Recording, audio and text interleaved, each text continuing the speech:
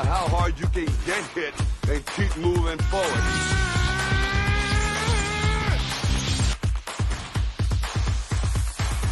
You're listening to the Wrestlebread podcast. Cut the shit.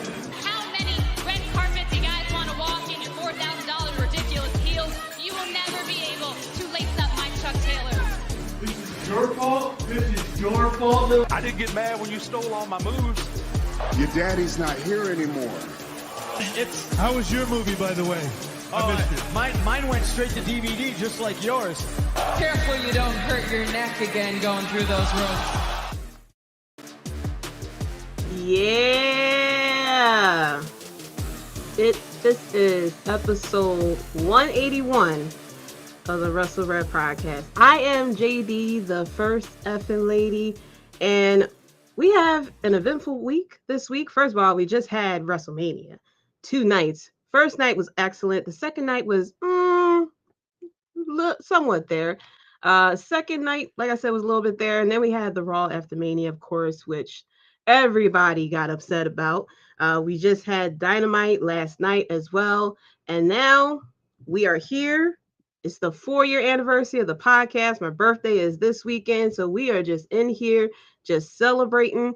And, you know, everything that's going on in wrestling, you know, is up and down for a lot of people right now. But we're going to talk about all that as well. Shout out to Justin, just in time, first of all, because you are just in time with the first comment. Salute to the first lady. Thank you. Put your ones up, first of all, for the Bloodline Entertainment Network. I didn't even get to say that. We are here live on YouTube with the Bloodline Entertainment Network. You're probably wondering, JD, what is that? If this is your first time, first of all, if you like to read about sports, movies, anime, not only just wrestling, it's all in one location. You just go to bloodlineentertainment.com. You can go to the YouTube channel. There's a lot of articles, a lot of great articles out there about baseball, football, wrestling as well, like I said. And yeah, go and check it out. Instead of clicking all over the place, it's one location. That's why we put our ones up in the air. Shout out to the Universal Wrestling Podcast. Thank you so much. Yes, we are celebrating 4 years and an early birthday. You're probably wondering, hey, JD, are you going to say your age? Yes, I am. I'm 39 years old. I'm the same age as WrestleMania. I can say that because I don't look 39, first of all.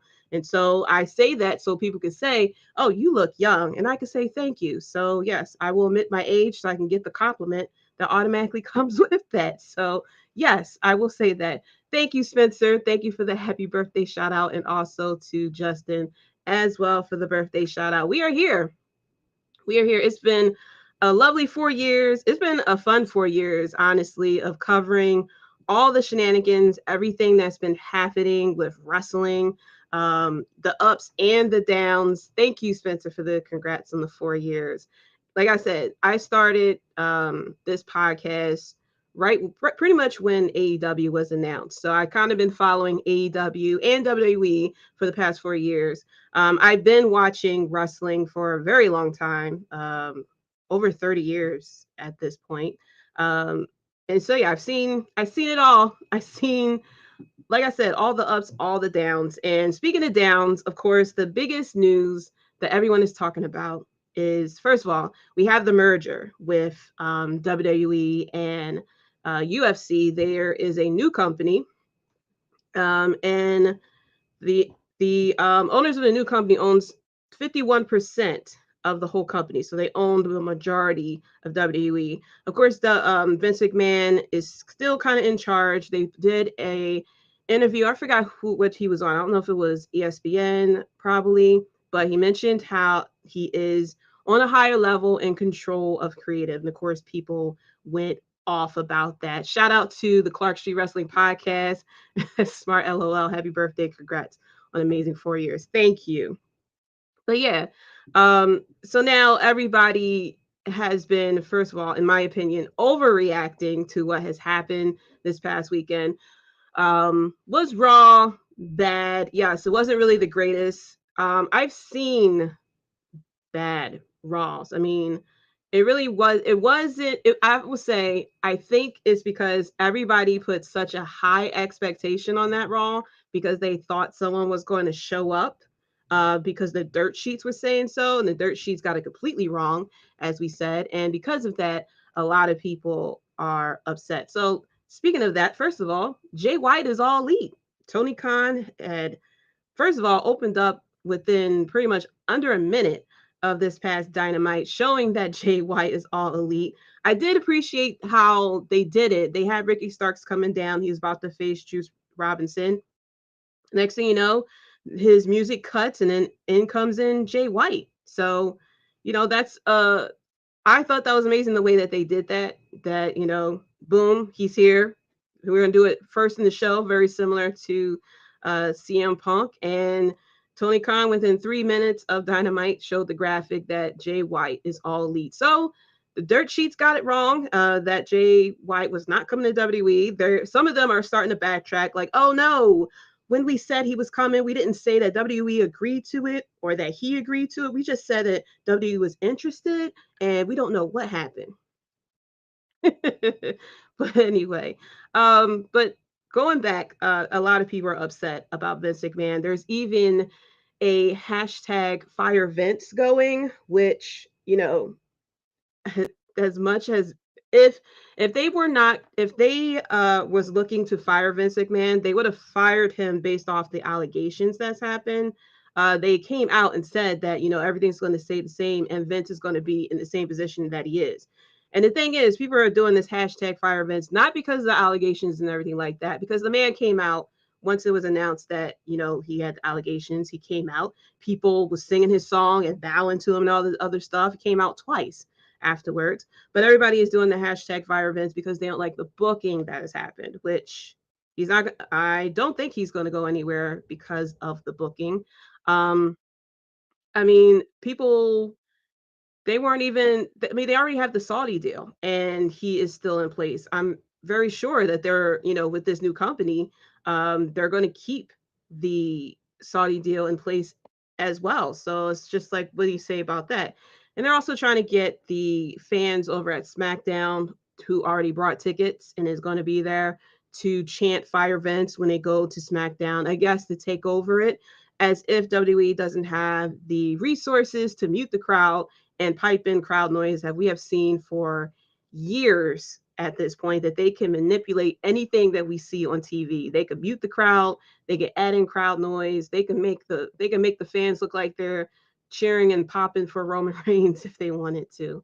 But yeah, and now it was announced that Triple H is going to be showing up at SmackDown. So we'll see what happens. All I say is, all these people who want to say fire Vince, I hope when Vince eventually shows up just to make an appearance, that you will not sing his song, you will not bow to him or sing his praises or anything like that. So people have been saying that fire Vince and to cancel their Peacock subscription, and even back in the day, canceling their WWE network for decades at this point. And then I saw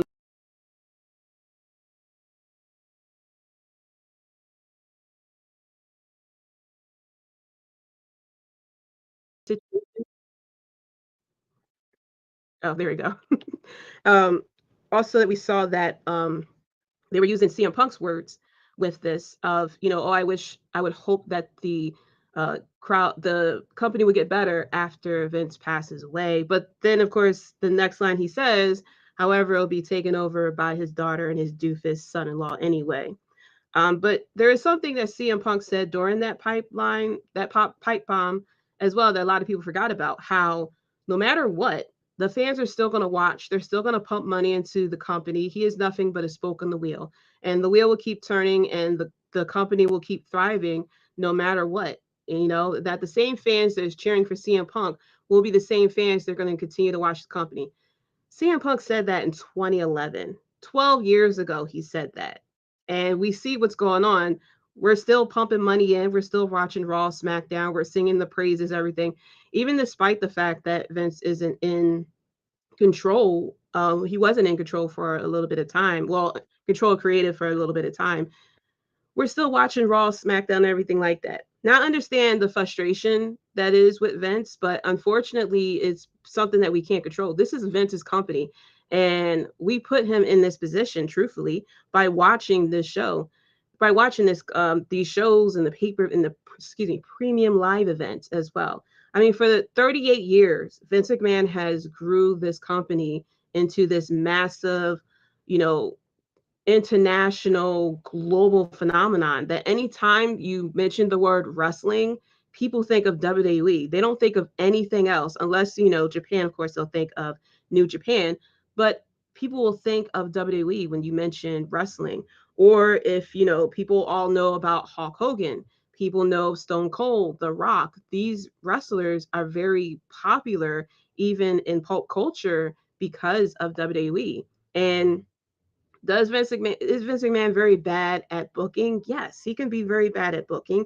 He has the craziest ideas. He's an asshole. He's an asshole. However, when he gets it right, he gets it right. I mean, Stone Cold wouldn't be Stone Cold if it wasn't for the storyline between him and Vince McMahon. The Rock was homegrown. Stone Cold was homegrown. The Undertaker was homegrown. Shawn Michaels was homegrown. All these people who we look back on and admire, they all came under Vince McMahon. Even storylines that, people like, they all came under Vince McMahon as well. And I'm not sitting here trying to defend Vince McMahon for anything, but I'm not trying to sit here and defend Vince McMahon. I'm sitting here and just stating the facts that, the company that the man who we all want to get rid of is the same man who we praise every time we talk about, the storylines and the things that we had liked from the past. And truthfully, let's be honest, if it gets too bad with the fans wanting to do this, hijack the show and stuff, all they got to do is announce an old school Raw. Here comes Stone Cold. Here comes some legends. Maybe throw in the dirt sheets that The Rock may show up.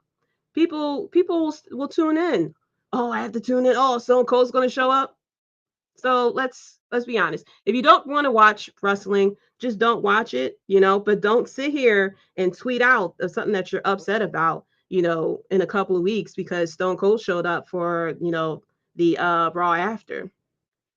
Thank you. Shout out to World Elite Podcast. Thank you for the congratulations on 4 years and happy birthday. Big Fat JD, it's too early to start cooking. It's dinner time.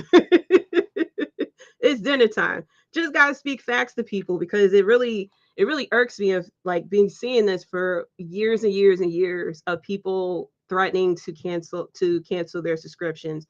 Oh, I don't want to watch this anymore, stuff like that. And all they gotta do is do an old school Raw. Oh, let's celebrate old school Raw. Here comes Hulk Hogan. Here comes Stone Cold. Maybe the dirt sheets in here saying, oh, maybe The Rock will show up to face Roman Reigns, and then everybody will tune in. If you don't like what you saw as far as the booking, you don't like what saw as the booking. And I'll get into the booking as far as what happened with Cody Rhodes when I get into the breakdown of WrestleMania. If you're hurt that he lost, it's okay. I said when I was doing the watch along, I've watched The Undertaker lose his streak live. That hurt. I traveled to New Orleans just to see The Undertaker at WrestleMania, and I saw his first loss. And not only that, it was like one of his worst Mania matches at that point. So it hurt. I was very upset about Brock Lesnar.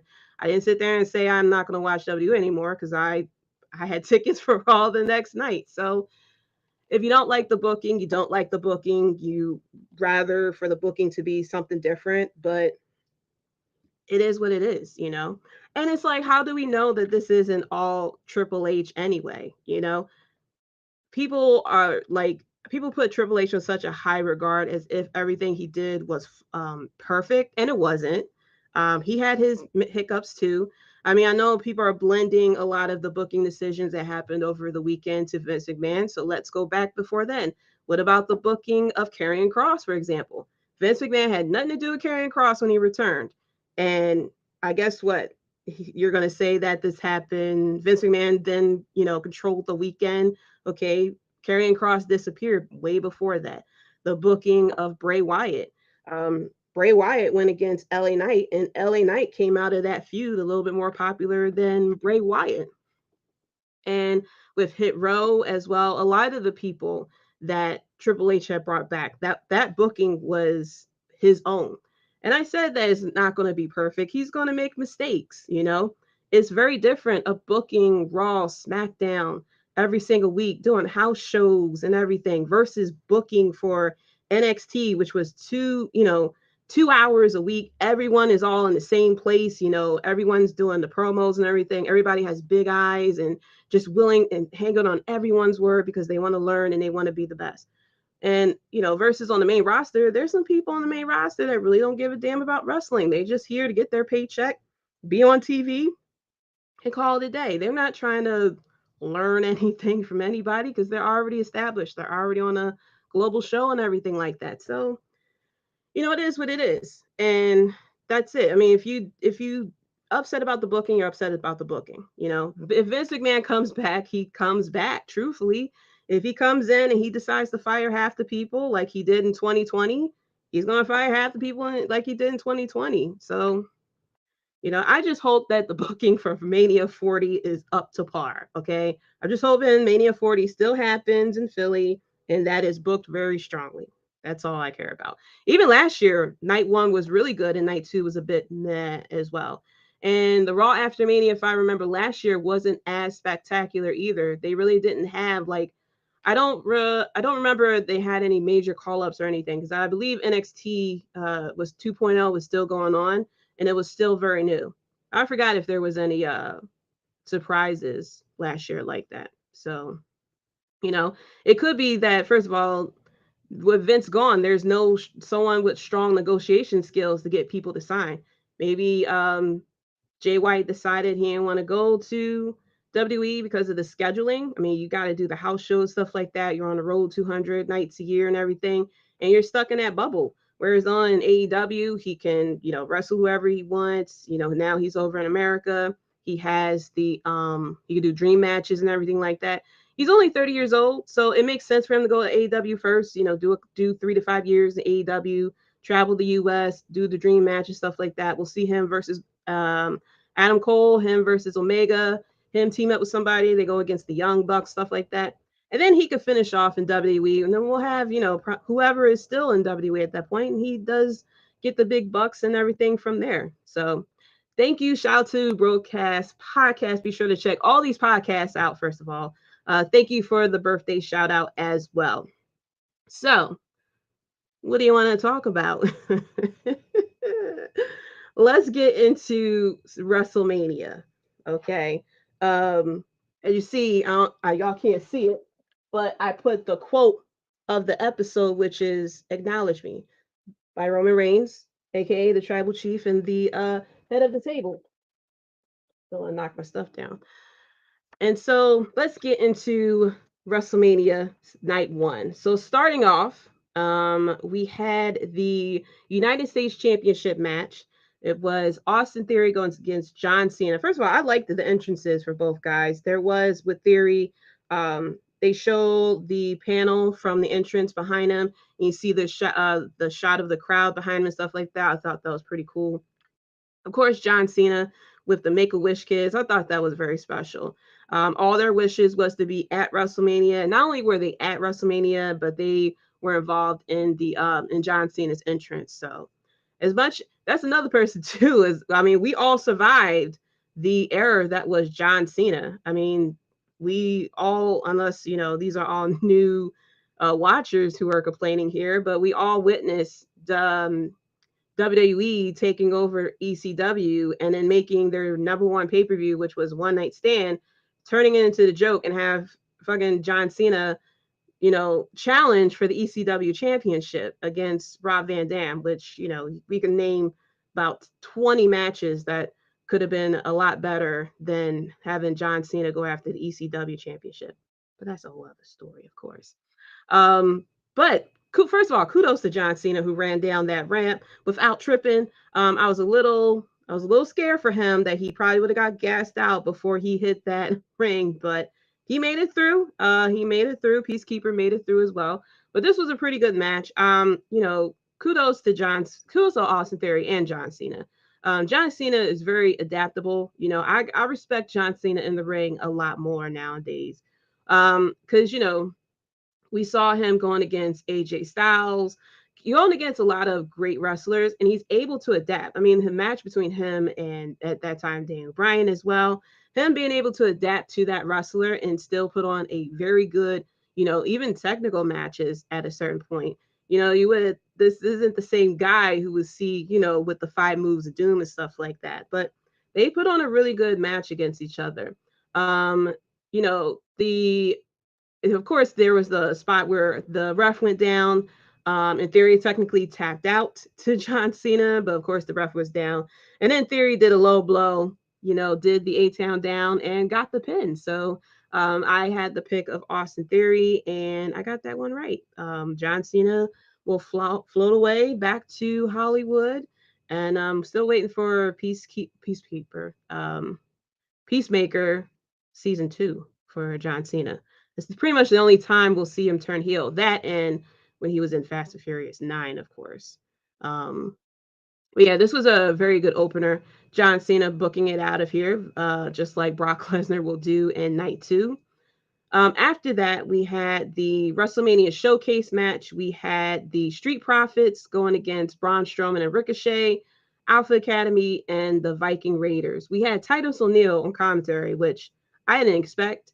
He did pretty good on commentary as well. This was a great showcase from everyone. I really appreciate the fact this was called a showcase match.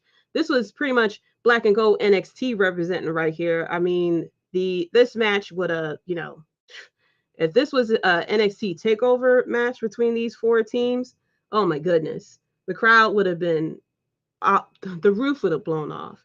But everyone looked good in this match, including the Viking Raiders too, which, since they started on the main roster, they really didn't have the best of showings really at booking wise, but I'm very happy that they was able to really show off. Like it really gave us, really reminded us of them in the Black and Gold NXT.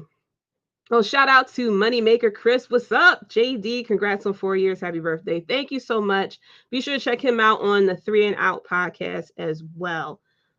He does some football. I was on that podcast a few times to give some predictions, including the Super Bowl prediction, which I got right because it was Kansas City over the Eagles. But yeah, the Viking Raiders looked really good as well. Ivar did a moonsault, even though he missed. He did a moonsault, and then after that, Braun Strowman did a splash too, getting off the top rope there as well. We also had Chad Gable. People sleeping on Chad Gable, but Chad Gable, my goodness, I really miss the Alpha Academy. But I do appreciate the fact that we are no longer dealing with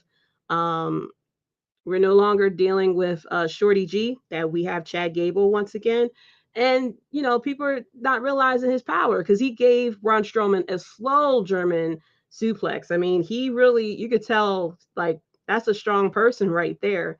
But he did a slow German suplex to Braun Strowman as well. No problem, Chris. No problem. But the finish of this match was very crazy because Ricochet tried to do a shooting star press to Dawkins and he put up his knees. And then Dawkins held Ricochet down while Montez did his frog splash, which, he went up past the clouds on this one and went down on Ricochet while Ricochet was on Dawkins' knees. Do you know how much that has to hurt?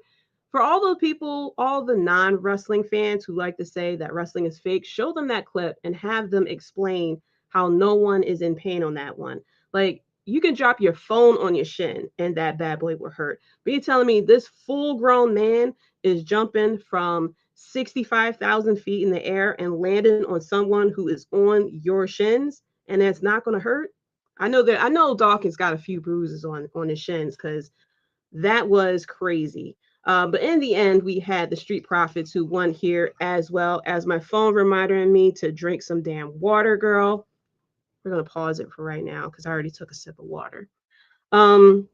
And then after that, there was a mini rest period with showing Xavier Woods / Austin Creed, who showed a little bit. Well, it was up, down, down, but they were kind of doing a recap of the next match, which is the match between Seth Rollins and Logan Paul. We all say this, that Logan Paul, as much as we do not like that motherfucker, he's good at wrestling, unfortunately. Like, I know that we all wished that, you know, he wasn't good at wrestling. That way we could talk shit about him, but he's actually pretty good at wrestling. This match was way better than I expected. Yeah. And I really didn't expect the showcase match to be that good either. Like, I knew that the Street Profits was going to show off. And I had a feeling that Chad Gable would be good, and then we'll get a little bit from Ricochet.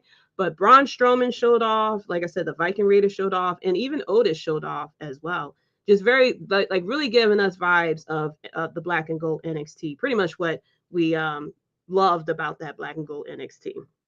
But um, the match between Seth Rollins and Logan Paul was brought to you by Prime, which is Logan Paul's drink.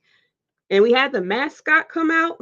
First of all, Logan Paul doing the Shawn Michaels WrestleMania 12 entrance, which I didn't expect. I didn't expect that they was going to let him do that. I guess because it's Logan Paul, he probably paid for the liability insurance for that one. And then he comes in. He had the mic too, which I do appreciate the fact that they gave him the mic so he can even be more of an asshole and be like, "LA, I'm back. Did you miss me?" And then he even talked shit on while he was riding down. So, but then we had, first of all, the entrance of Seth Rollins with a conductor. Now, when I was watching the watch party, I didn't realize that they played the sound. So I thought it was like straight up crowd. Like, I know the crowd was singing it because I watched it back. I watched the WrestleMania back. I thought it was just straight up crowd, which I popped for. But then I realized they had the sound in it so that the crowd cannot sound like, so we won't have three different sections of singing Seth Rollins' song all at different points as well. But still, we had 80,000 people, singing his song. I know Chris Jericho was sitting in a corner somewhere fuming. Now, I'm going to say now, I bet you when they do this all in over in London, I'm very sure Chris Jericho going to try to top that. He's going to try to top it. But I thought it was really cool to kind of get the crowd in and just use just a straight up conductor and everything like that. I don't know what the hell Seth Rollins was wearing. He looked like a Jolly Rancher wrapped up that you just brought from the store. And then he was wearing like this weird Shawn Michaels crop top thing. I don't know. He always wears the weirdest stuff. I'm very sure we probably saw that coat, that shiny ass coat that he wore. Probably we saw Becky Lynch wear something like that when she was big time Bex. It was probably in black, and then Seth Rollins like, do they have that in red? So, but this was a pretty good match. Of course, we knew this was going to be a good match because it's Seth Rollins, and then Logan Paul showing us that he is good at what he does as well. There was the spot where the mascot got involved, which I kind of figured was going to happen because that mascot was still hanging around. And I didn't know. I thought it was Logan Paul's brother that was in there, but it was actually KSI, which I really didn't expect. There was a spot where, of course, the action went to the outside. Seth Rollins was on the Spanish announce table, I think it was. And KSI was trying to get a selfie. He was doing a video or something like that with Seth Rollins while Logan Paul was climbing on the ropes.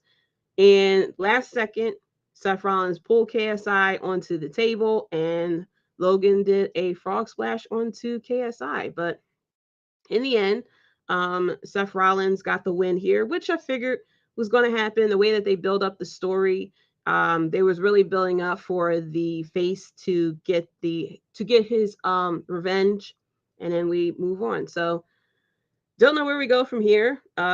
With these two, we'll probably see Logan Paul again, maybe at SmackDown, unless they decide to do something with him in Puerto Rico, which could be possible. But I don't know if we're going to redo this match. There's really no point because Seth Rollins sat there and got the win. So, it is what it is.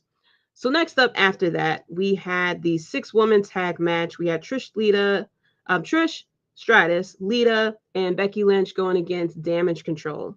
The entrance for Lita, Trish, and Becky was cool, but I wish that they used that for the video package of this whole feud between these women, because then Damage Control kind of, I mean, they had an entrance, but it really felt like a jobber entrance compared to this like Sin City comic book style entrance that the women got, because it was a like a little video package of Trish, Lita, and Becky, and then when they came out, it was all in black and white, like this was like it was carrying cross. So you kind of knew who was going to win at that point.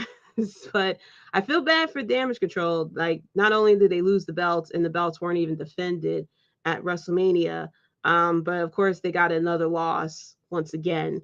Of course, there's rumors that Becky may be done with WWE, especially if Vince is supposedly back. I'm very surprised that Bailey was the one who took the pin here. I thought it would be maybe Dakota Kai who would get the pin. I predicted that the Legends and Becky would win because that's normally what happens at WrestleMania. The Legends will win, but I was very surprised that Bailey was the one who took the pin. Trish and Lita looked great in this match. This was a fun match, this was the match to this was the Legends match to show off, hey, the Legends still got it. It's WrestleMania. Legends who we don't normally see, year round. Here they are, a bit of a show off match, just like how we got last year with Stone Cold Steve Austin. But this was a fun match. But like out of the night one, when I rewatched it back, it was like, it wasn't up to par with all the other matches, but it was just as good. I mean, it pretty much served its purpose, but kind of feel bad that Damage Control really didn't get the proper showing that they deserve. Ever since they came back from SummerSlam, it wasn't their booking, like their booking wasn't as strong as I thought it would be. I thought they would be like very dominant, a female version of the Shield, and we didn't really get that with these three. So we don't know where we go from here. Is this going to be a rematch between, Becky and Lita going against Io and Dakota in Puerto Rico, or are we going to have Trish going against Bailey? Who knows? Who knows where we go from here? Then, of course, after that, we had Rey Mysterio going against Dominic Mysterio. First of all, Dominic with the entrance coming straight from jail. I don't know how he landed in jail, but apparently he was in jail. He got escorted in his ring gear. So props to the county sheriff or wherever he was at, allowing him to wear his ring gear. They threw him in the van. He didn't have the coat on, but somehow he was able to get the coat on the way to the arena. But he had, police escort, stuff like that. I called it the reverse Goldberg because, we had the cops escorting Dominic to the arena, except for he was in handcuffs. And he was wearing one of Rey Mysterio's masks, which I appreciate as well. And it's just so crazy that Dominic has really improved since he not only started, but since he turned heel. If you had told me that I would have been rooting for Dominic to win at WrestleMania, I wouldn't believe you. Especially, and if you had told me that I would have been like so like happy and excited that of an entrance that Dom has made, I probably wouldn't believe it. A lot of people thought that he was going to come in the lowrider, kind of a troll, because he had wished that he was Eddie's son, even though if he just watched the WWE Peacock, he would find out he is technically Eddie's son. But it is what it is. But I really liked what they did here with Dominic. Thank you, Brian. Shout out to Brian Cook. Happy birthday, Queen. Thank you so much. But yeah, with this match, I really appreciate how much of a heel that Dominic is. Like he's really a good heel. I didn't think he would be able to pull it off because I thought it wouldn't be believable. But the more and more that we got with this match, especially once he started, the beef with his dad, it's a lot more believable. And then we had Rey Mysterio, who came out with the lowrider with Snoop Dogg driving it, which, was a nice touch. I really liked how involved Snoop Dogg is with this WrestleMania. Normally, with a lot of the hosts, you get like backstage segments and stuff like that. But Snoop Dogg, he was in entrances, he had a match, he would, was out there with the Miz and stuff like that. He was just as much as a host of WrestleMania as he was with the Miz here. But this was a very good match. First of all, I found out one of the guards that escorted Dominic to the ring apparently was on AEW Dark. I saw that. I don't know how it popped up on my timeline, but I saw that the wrestler had tweeted that was him. So I thought that was cool. We'll see some of those people in NXT in a couple of years as well. We're going to be looking back like, oh snap, that's who it was. Just like we found out. I forgot who. One of the Druids was someone really popular in NXT a little bit while. I think it was Tommaso Ciampa or something like that. Was one of the Druids for the Undertaker, and I think he was a lawyer at one point for another segment too. So we'll see those people in a couple of years. But first of all, this match was brought to you by Cinnamon Toast Crunch with the Cinemojis, which and there was a brief appearance from a mascot as well, which was one of the NXT wrestlers. I forgot her name, but she has a really cool finisher. But the issue I have with these sponsored match is that we have a very serious feud going on here. We have a serious match, especially if Rey Mysterio was to lose. That means he would, give up his career, and we probably would have had him unmask himself to kind of like put the mark on that or something. And it would have been an emotional match. And here we are, we have around the ring, the little emoji, all the emojis like making these faces, stuff like that. It really kind of took the seriousness out of how emotional this match is. I mean, this is a father and son going against each other, which is the second time we had a father and son match at WrestleMania. Of course, the first one being Shane McMahon and Vince McMahon, but we had a career on the line. Rey Mysterio was just inducted into the Hall of Fame. Something that, like I said, could have been very serious and very emotional. We had Bad Bunny on the Spanish commentary as well, and we had the Cinemojis, just, bright ass colors around the ringside, and it was like kind of distracting as well. But this match was very good between these two. We had, 619 Dominic doing a chef's kiss, a great frog splash as well onto Rey Mysterio. I believe we had Judgment Day come out as well. Dominic was going to hit Rey. He got some chains that he put around his neck as well. And he was going to hit Rey with it. And then, of course, here comes Bad Bunny interfering. Cinemoji. Yes, if you have watched the watch along with us, or if you had watched the watch along with us, you would have seen the Cinemoji that was said to Dan. Shout out to Dan with the way he said Cinemoji. He said it very slow. So if you haven't watched it, just go back and watch it. You can watch night one all over again and get to have fun right along with us as well. But yeah, we had Bad Bunny who sat there and got involved in it and everything, and Rey Mysterio won. So hashtag justice for Dominic, So after that, first of all, I was shocked. I thought Dominic would win here because it kind of like set up very perfectly for Rey Mysterio to retire. But I guess we kind of have to do the, I'm about to retire world tour and have Rey, go against all the other wrestlers he want to go against, things like that. But I thought we was going to have a Shawn Michaels, Ric Flair moment between these two, the I'm sorry, I love you between Dominic and Rey Mysterio. But I'm not mad that Rey won and we got this feud continuing. Like, this was a very good feud between these two. And I feel like the more we have with these two, Dominic is going to get even better and better as a heel. I mean, he has the heat of the crowd. He just has to work a little bit more on, the promo, like, the promo that he had between him and Charlotte. But he's starting to get a lot better with the promo and everything like that. Like I said, he has the heat on him. He just has to keep going. So after that, we had the SmackDown Women's Championship. Rhea Ripley going against Charlotte Flair. I don't know what the hell Rhea Ripley was wearing on her face.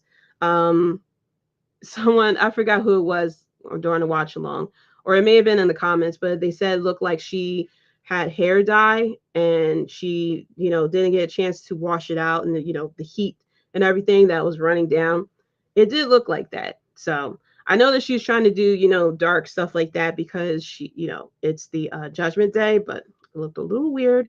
But she did a suck it to someone who was holding a Divas, the Butterfly Championship, which I thought was funny. Crowd was 100% behind Rhea Ripley from the get go. But this was a pretty good match between these two. Rhea Ripley winning with the Riptide off of the second rope.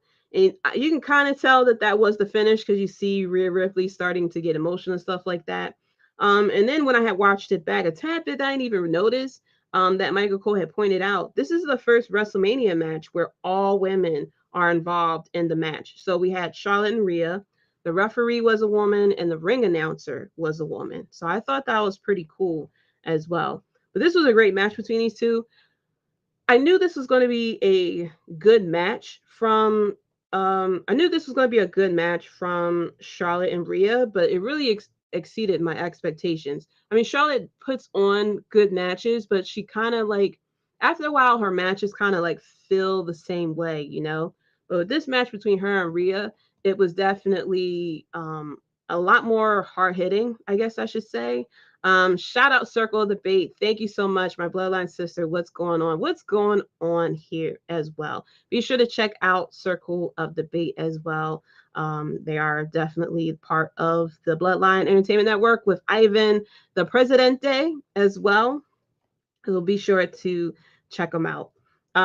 Like I was saying, Charlotte, after sometimes her matches kind of become one note, but this match between her and Rhea, went to a level 10 here. This was a very good match. This really flowed right along with the rest of these matches that we were getting on night one. An interesting thing too, I believe Rhea Ripley is the first woman. I don't know if she's first person, but definitely I think first woman to win all the belts: Raw, SmackDown, Tag Team, NXT, and NXT UK. I don't think there's any other woman that has won all the women's belts in in WWE.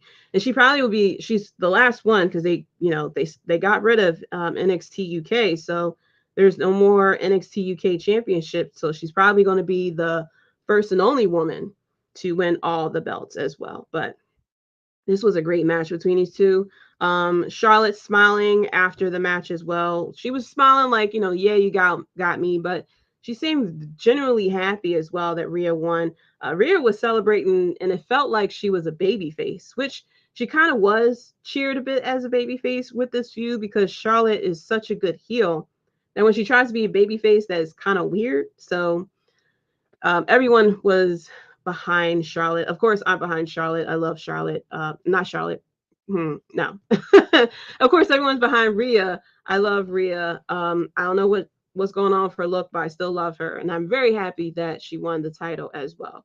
It seems like Charlotte is off on a vacation to travel the world with her husband. Okay, have fun, sweetie. And we're going to see what comes next with Rhea Ripley. I'm hoping that they keep Ronda away from her, unless she's going to whoop Ronda's ass, then I'm all for it. But it seems like Ronda is going to eventually go after the tag team championships as well. Both of these ladies brought a good match. It was a good match between these two women. And like I said, Charlotte normally does have good matches. Sometimes her matches just feel like it's one note, but the chemistry with her and Rhea Ripley definitely worked as well. So after that, we had a segment with The Miz and Snoop Dogg. They were out there, playing it up with the crowd and stuff like that.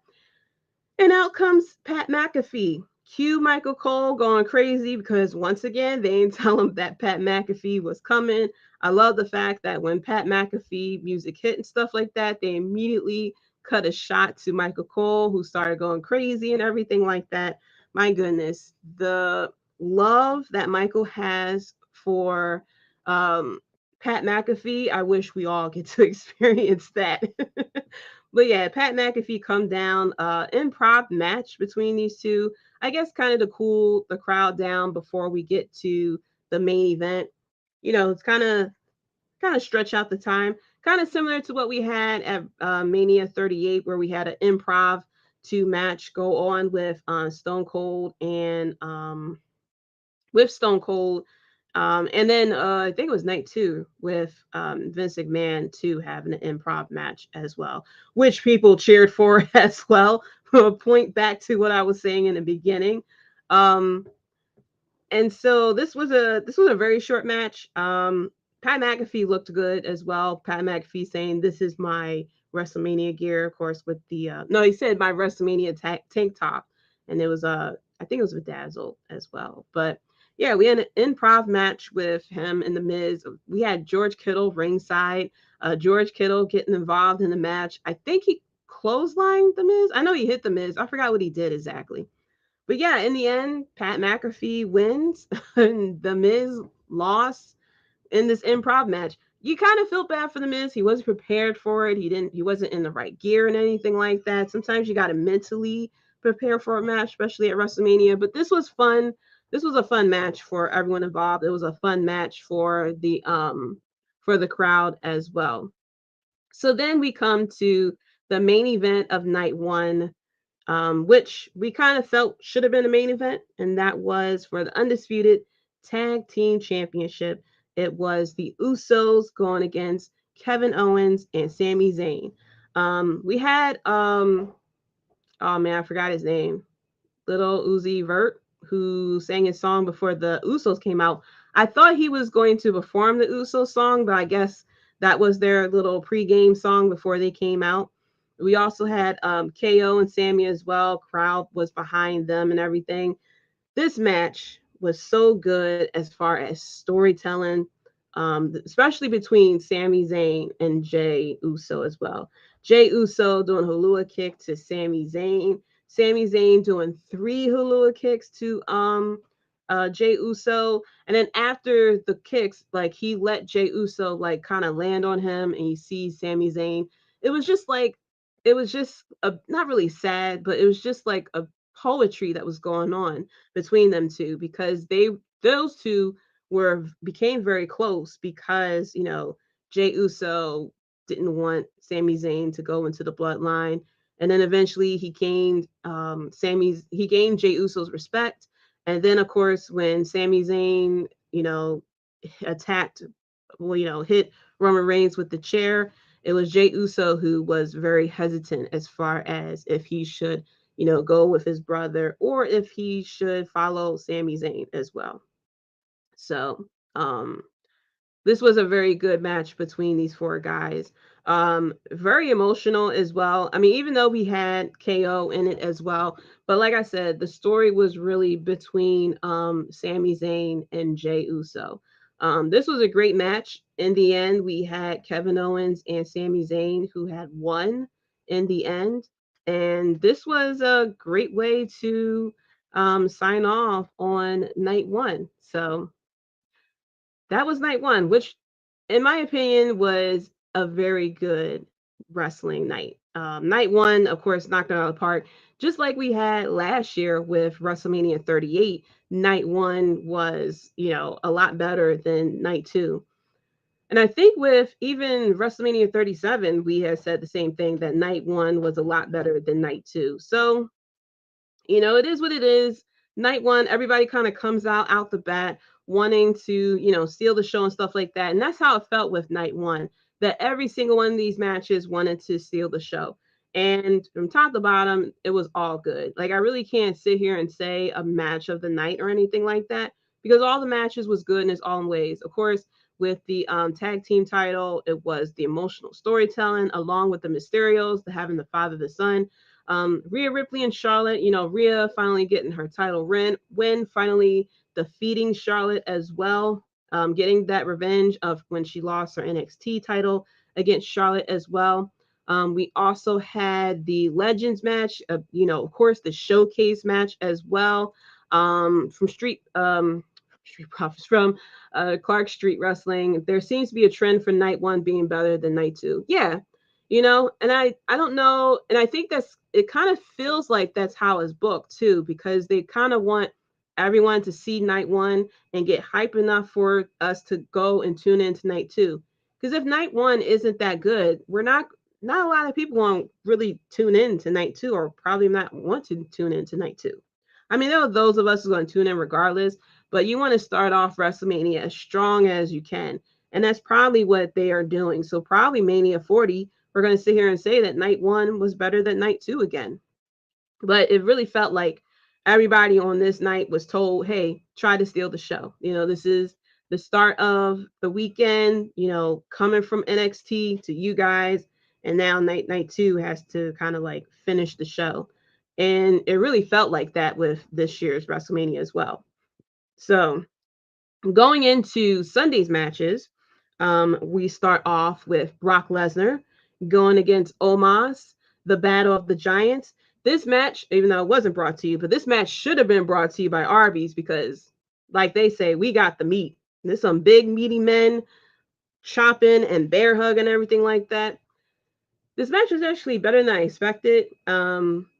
I think it went less than 5 minutes with this match, and a lot of it was a bunch of bear hugs and stuff like that.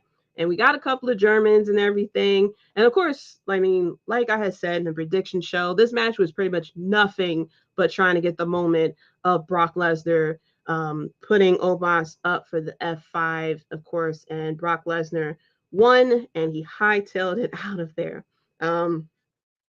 I feel as, and with the popularity of Omos, all the Homo sapiens that's out there, I don't think that this loss with Omos is really like detrimental to him, if that makes sense. I'm hoping that from here he, goes on to another strong feud, maybe against Bobby Lashley, maybe teaming up with Bobby Lashley. Who knows? The IC title should have been sponsored by Arby's too. Yeah, I mean, it should have been sponsored by Arby's or something, because that was a lot of meat there too, and there was a lot of chopping as well. That was a lot.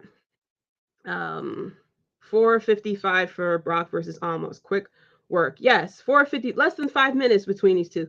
Brock Lesnar was like, listen, okay, you're going to bear hug me for about a minute. I'm going to come out of it, attack my back. I'm going to sit here and try to lift you, and then my back will give out on me.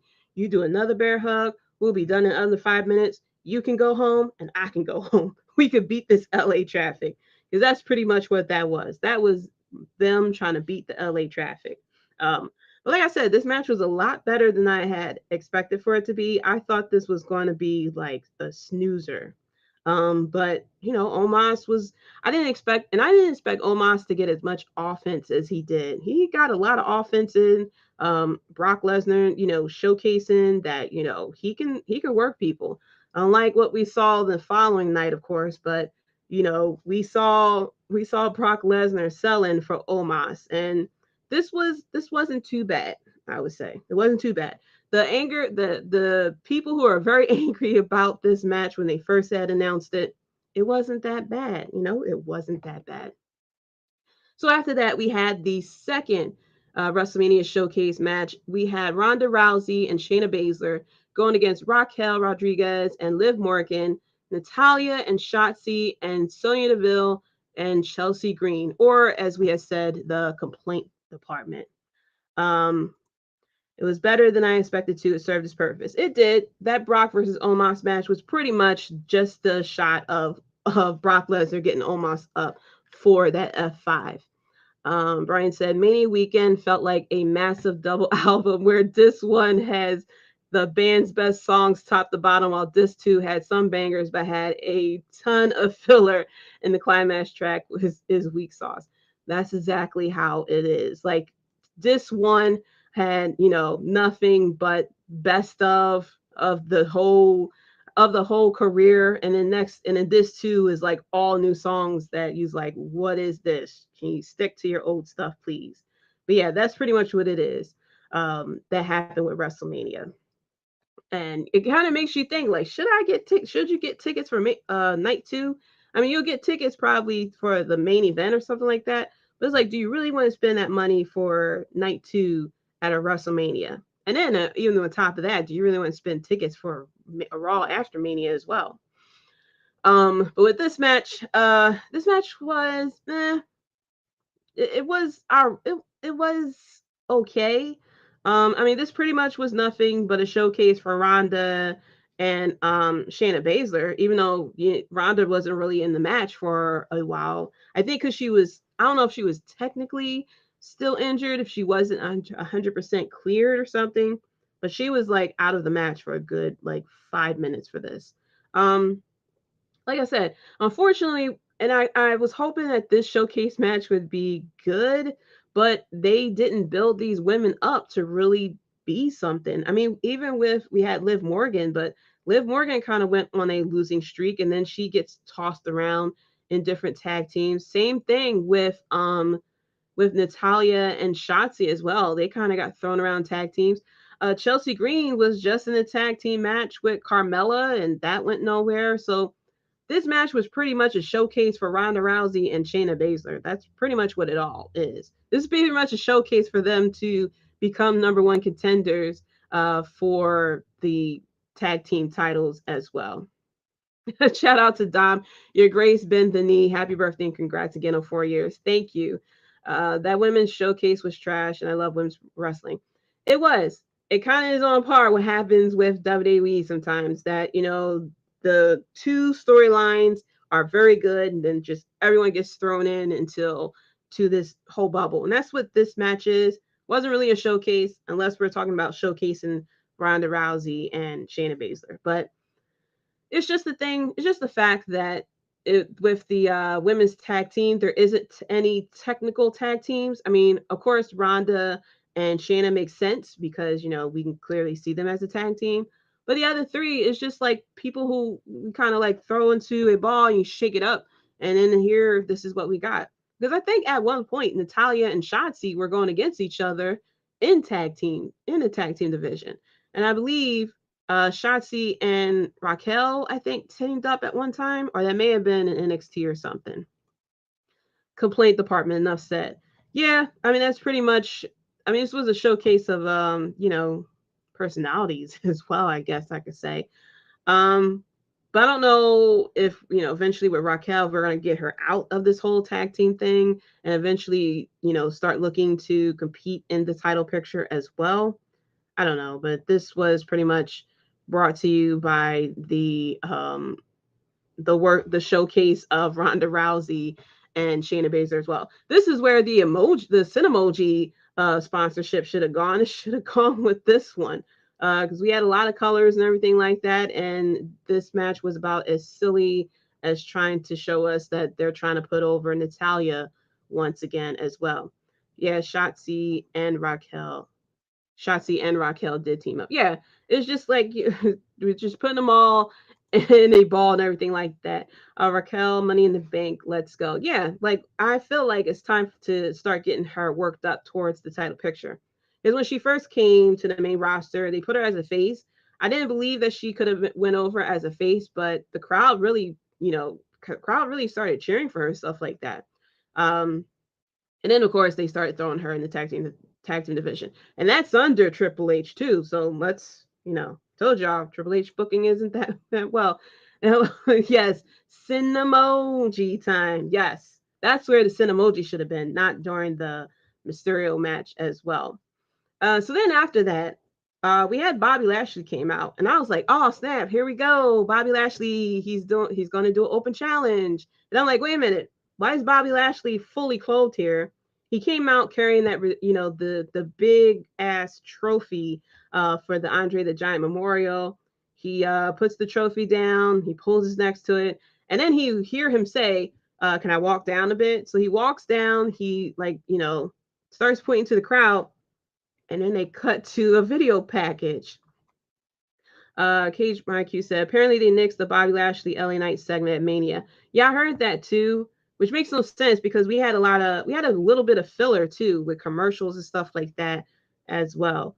If we're upset about booking, we should be upset about booking of Bobby Lashley. This man went from having a very good feud between him and Brock to getting low blowed by Brock Lesnar, not even getting a chance of revenge. And then he go against Bray Wyatt, who's sitting here saying, I have a secret or something like that.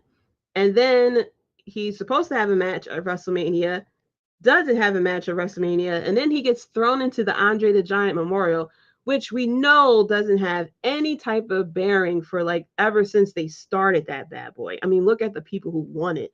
The only time it really meant something when they had Baron Corbin won it, and that's so that he could sit there and troll. That trophy looked like it weighed 600 pounds. It did. Props to Bobby Lashley for, I don't know if it was actually very heavy or they made it or that it was just bulky the way he was carrying it, but geez. And then he said, I'm gonna put out an open challenge. And then there is no open challenge. And then here he comes out with the trophy to kind of put out a celebration. And then they just cut it. I don't even think they told him that they was about to cut it. They just cut it for that man. So hashtag justice for Bobby Lashley. I know people are upset about Cody, but what about Bobby? Bobby didn't even get a match. He got a cameo, a 10-second cameo. Shane McMahon and Pat McAfee had more airtime than that man, yo. He didn't even get revenge on the fact that he lost his title, okay? And he still don't remember that he had a title that he didn't technically lose, got low blowed by the guy who took the title from him, and he didn't even get a chance to get revenge. Justice for Bobby, ladies and gentlemen. Hashtag it, make that trending, okay? But yeah, he comes out the trophy, they go to commercial. And then they go into the next match that is also brought to you by Arby's, BK, Wilson's Meats, every meat spot as well, but also brought to you by Titus O'Neil's favorite song by Wyclef Jean, 911. This was the IC title triple threat match between Gunther, Sheamus, and Drew McIntyre. Bobby went from beating Omos to carrying a trophy the next Mania. What's next? He's going to be ordering a cheesesteak and suplexing the Philly Fanatic next year. Oh my gosh. They're probably going to have Bobby Lashley at fucking Pat's or something like Pat's or Geno's ordering a damn cheesesteak. If they make that man do a fucking cheesesteak tour for WrestleMania, I'm typing a long email to WWE. Big meaty man chopping meat. Yes, that's what this match was. This was just like Titus O'Neil was also on commentary, which I was surprised about. I don't know if this was a tryout for Titus O'Neil to be on commentary or if they just was like, hey, you've been in tag teams, let's throw you on the commentary. And I guess he did such a good job that they decided to just throw him on to this match as well. But yeah, this match was just like, whoa. I knew this was going to be hard hitting. I knew we was going to have chops. But I didn't even know that Drew McIntyre had it in him to chop the way that he was chopping Gunther. He had Gunther's chest going red. I mean, Gunther at one point looked at his chest like, whoa, what the fuck is going on with my chest? Of course, we knew Sheamus' chest was going to look like ground beef at a certain point. But Titus O'Neil was cracking me up. He was like, oh my God. I don't know if he ever seen, like he had to have seen Sheamus fight because they were in WWE at the same time. I believe Drew McIntyre, I don't think they were in the same time, but I think he's had to have seen Drew McIntyre wrestle. I don't know if he saw Gunther wrestle because he was just in shock as well. There was 75 chops in this match. Crazy. There was more chops in this match than we seen in a karate movie. I mean, Jackie Chan was sitting there like, whoa, all that stuff. I mean, goodness gracious. This match was crazy. What made this match better for me is the fact I didn't realize they all were international wrestlers. Oh, I didn't even catch that either. This was the international match. Show show your flag. Call the police. Call the police. That's all. Yes, that was all Titus was saying was call the police. Somebody, please call 911. Titus was cracking me up with this match. But yeah, this match was crazy. And then there was the spot with Gunther. Oh my goodness. I almost put up a GoFundMe page for Gunther's chest because there was the spot where we had Sheamus doing the bro punches and then Drew McIntyre chopping him right after that. Like you can't even catch your breath with that one. Like soon as you whoa, you get the chop on your chest, and then here come Drew McIntyre sitting there slapping him across the chest as well. It's just like, oh my goodness. Germany, Scotland, and Ireland represented in this match. Yes. And I do appreciate the fact that they were showing, I don't know how WWE set this up, but they had cameras in different spots around the world showing people watching WrestleMania at the same time. They had Germany, they had Australia with they showed Australia with Rhea Ripley. I think they showed Germany with this match as well. They showed Japan, I think they showed London, and they showed Philly, of course, because they mentioned it. And I was saying, like, yo, I ain't get no email or anything like that about some watch party with Philly. It looked like they were in South Philly. As I think they were in South Philly at Xfinity Live, which is across from the stadium. Shout out to Fraction Cast Podcast. Thank you so much. Put your ones in the air because we're here talking about WrestleMania 39 here. And ones in the air, acknowledge the Bloodline Entertainment Network as well. Xfinity Live, probably. Yeah, they probably Xfinity Live. I mean, that's too far for me. If you live in Philly, and I'm gonna talk about this when I start talking about when people trying to go to Philly for Mania, the stadiums are in South Philly, yo. And if you don't live in South Philly, getting to South Philly is a travel. It's you're taking a scenic tour of Philly if you don't live in South Philly for anything. So you have like, yeah. So I wasn't going to South Philly for that watch party because that would be a bitch getting home. And South Philly don't play with the parking situation down there. It's rules. It is rules when you come to Philly for Mania 40. And keep an eye out. Subscribe to the YouTube channel as well. I may throw it on. I'm more likely going to throw it in the Bloodline Network website or something like that. But I'm going to be doing videos giving y'all tips of coming to Philly next year because y'all can't park in South Philly for Mania 40. Okay, Grandma Irene, the Italian Grandma Irene will get on your ass if you park in front of her damn house. Okay, I've seen parking wars. Yes, if you've seen parking wars, you know, okay? We don't play with our parking spots, okay? If you see a trash can in the street, do not move it, okay? Your car will get keyed. It may get carjacked. Not playing at all. If you've seen parking wars, you know, we don't play when it comes to parking. um, I take the train from Jersey. Yeah, you're gonna have to take public transportation to get to the stadiums. Because if you try to drive down there, even if you go for the parking, like Philly, we are not built for big events. Okay, that's why they was trying to bring the Super Bowl here, and I think they was trying to bring the Olympics here and stuff like that. I said, are y'all crazy? We can't handle big events here in Philly, okay? Because the traffic, getting to the stadiums, getting out of the stadiums, nightmare. If you're driving, don't even watch the main event. You're gonna have to leave because traffic. There's only like what two, three entrances into that, maybe two entrances into the link, and like you're gonna be stuck. The World Cup will be here in 4 years. Oh yeah, that's right. The World Cup is coming here. Them international people are in for a surprise, yo. In for a surprise, okay? Because we can't handle big events. We try, I know our mayor and whoever our next mayor is going to be. They try to make it seem like, oh, we the first nation, we're the first city of America. We got all this history and stuff like that. We not built for no big events. We really not. We shut down at 1 o'clock, 2 in the morning. And at that, us people in Philly, we won't even be out that late at night. School kill is going to be held. Yes.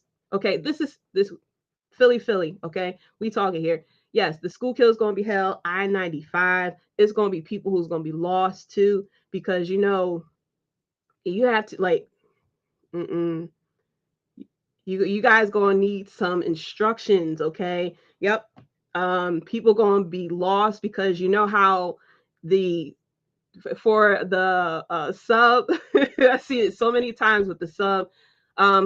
we not, and on top of that, with our public transportation, we not that friendly. Like even the conductors, sometimes the conductors aren't even there to give you instructions of where to go and stuff like that. And our mapping isn't really, our maps to get to places aren't really that clear.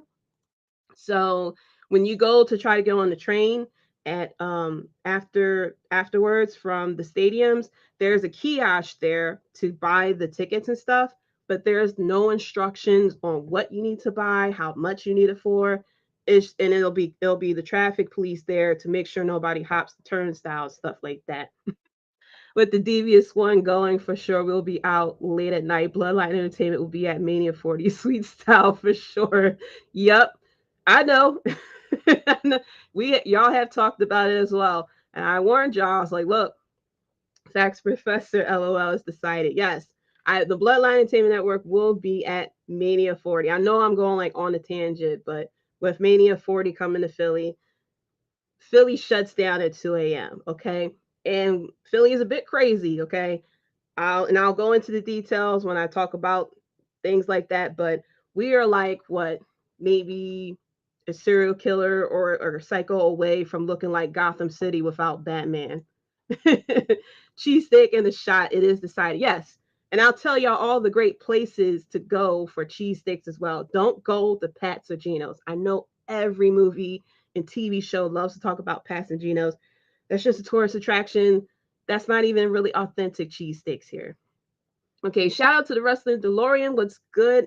Thank you so much for tuning in as well as we just go off on a tangent about Philly and WrestleMania 40, just warning people about the traffic down there and everything like that, and how Philly we can't really handle the big events. And I need to know the safe zones too. Yes, I'll tell y'all about the safe zones. Y'all gonna learn about the spot called Zombieland. You'll learn all about that. You're gonna be like, whoa, there's a Zombieland? Yes, there is a Zombieland. You probably already saw it on YouTube. Avoid that area. Don't listen to them Philadelphians that sit there and say, oh, but if you go past this street, you good. Nope. Avoid that whole area. Safe bet will probably be near the airport, downtown, really. Because if you go too far up, it's going to take you an hour on public transportation to get back. I mean, you can try South Philly, but South Philly people, you got to be quiet after a certain time, or else, the Italian grandma going to knock on the door and tell you to shut the fuck up. And she will say that. So, and tell you to get out the parking spot as well. But I will tell you guys all about where to go for eating and stuff like that, places to stay, where to go and stuff like that. You'll hear about South Street. South Street is okay. I mean, it'll be cool for people who don't live in Philly. It's not as much in South Street as it used to be back in the 90s and the 2000s, where it'd be like the place to walk down and stuff like that. But I'll tell you guys where to go, all the spots to go to. You'll have Xfinity Live. That's where probably everybody's going to go until, the traffic clears up, of course. I think we have a casino down there as well. I think they're going to try to build a hotel. I don't know if they're going to have it up by the time Mania 40 comes around, but I got y'all. I got y'all. I'll give y'all all the stuff. The South Philly Psycho, and I approve the Italian grandma message. Yes, everyone who has ever been to South Philly.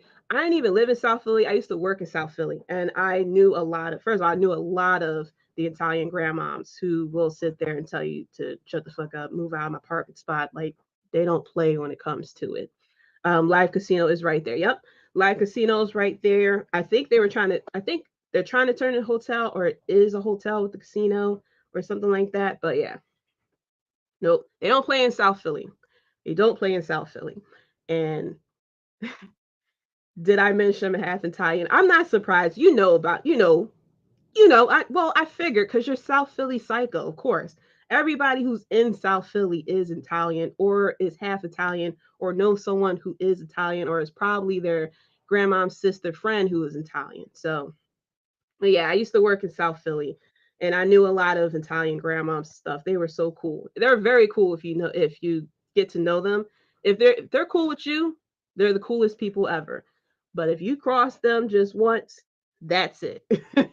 You better kiss yourself goodbye, okay? Because they'll cut you out for life, and they'll make sure that everybody cut you out as well. They don't play down there.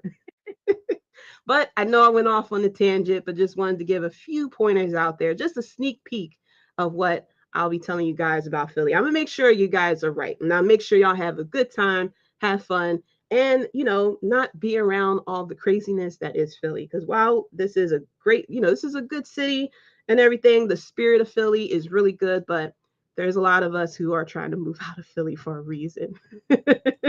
Cage with the I approve this topic. Yes. Okay. We'll make sure you guys are good there. We're not going to make sure y'all um, are in the dark about this stuff because yes, in the brochures, Philly is great. Rah rah rah, all the historic stuff, have fun. The food stuff like that. But you got to know where to go and you got to know where to stay because especially if you do the Airbnbs, that's what I'm afraid of for some people. You try to do these Airbnbs. Mm-mm. You'll find an Airbnb for $20 and you're going to have some very interesting neighbors next door. I tell you that. Okay. But back to this match though. This match was brought to you by Mike's Harder Lemonade, but that lemonade was not as hard as them damn chops in this match. But yeah, like I said, that spot with Gunther with the bro and the chop to it, it's like, oh my gosh. And he had to get a breather and stuff like that. But this was a good match, especially between Drew McIntyre and Sheamus as well. And like I had said, with the Usos, they're not technically feuding with each other. It's just like, yo, I'm trying to go after the title. No, I'm trying to go after the title. All right, let's fight it out, bro. Best man win and come back together type of situation. And then from what I saw, it looks like we have um Imperium going against the Brawling Brutes. So it seems like these three are gonna, continue on with this feud, which I am happy about. We knew that between these three, it was going to be a good match because the match between Gunther and Sheamus was a very good match. And, with Drew McIntyre and Sheamus was a good match, and Drew and Gunther and stuff like that. So this match was, I would say, one of my favorite matches of the week because this was very hard hitting, and it had the storyline and stuff like that. It wasn't like the emotional stories as we saw with the Mysterios and with the tag team match, but this was still a very good match. Gunther retaining the title here, pinning Drew McIntyre as well. I believe the ending was Gunther power bombing Sheamus onto Drew, and then him power bombing Drew as well. Or it may have been Sheamus. No, it was Drew that got the final power bomb and got the pin. Drew McIntyre coming out in the all white and stuff like that. Normally he wears the black trunks, but he came out in the white trunks, stuff like that. It kind of gave me vibes to when AJ Styles wore the white and red for that one Mania, of course, where he had the L'Oreal commercial hair going on and everything. But I approve people wearing the white at WrestleMania. It really changes it up. Like, who could forget when Seth Rollins wore the white at WrestleMania? I forgot which one it was, but he wore the all white as well. But yeah, this was a pretty good match with between these three guys. So after that, we had the Raw Women's Championship. We had Asuka going against Bianca Belair. I loved Asuka's entrance with the people in the Asuka mask. And then I loved her Mania mask. It was very cool. And then she had the makeup that came out, looking more and more like the Psycho Clown that we are waiting to see. But she comes out. And then we had Bianca Belair come out with the Divas of Compton dancing to her song, which I thought was so cute. I thought that was so lovely. And we also had the very sad news with the little one. She was the contortionist. Triple H was talking about her as well. They used 3 indie stars to do Asuka entrance. And I figured that's what it is. A lot of times when they have the extras, it's either NXT stars, it's either NXT people or it's indie stars that we more likely saw on AEW Dark or Dark Elevation. But yeah, with the littlest one, Triple H had talked about it during the press conference afterwards. Found out that morning that her mom passed away, which was like, oh my gosh, like I can't, like the strength of that little girl. And she decided to continue on and dance through that match. And, as tragic as that is, I was just hoping that, that little moment that she got, especially being being premiered and dancing along with Bianca, that, at least brought a little bit of, you know, a little bit of sunshine to her. Yeah, props to the little one, condolences to her as well. And no, condolences to her. I hope they like keep in touch with her or something like that. Like I said, like props to her to continue on with that moment. Because she caught my eye. I thought oh, she was just so adorable and stuff like that. And yeah, with that big tragedy. Um, but yeah, condolences to her and to the family as well. I hope WWE did something else for her and her family with that, that, like I said, that she had gotten that moment to really, not, I guess, for that moment to not think about the pain as well. But yeah, condolences to that little one.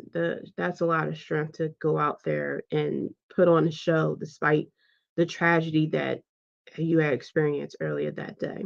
Um, I love Bianca's outfit. We know that Bianca does her own outfits and stuff like that. I can't wait till she dropped this fashion line. I tell you that. But this match was very good between these two women, which I figured these two women have very good chemistry between each other. Asuka, it really felt like Asuka was kind of like back to her NXT days. There was a great sequence between these two where Asuka tried to go for the miss. Bianca Belair had ducked, and she tried to go for the kiss of death.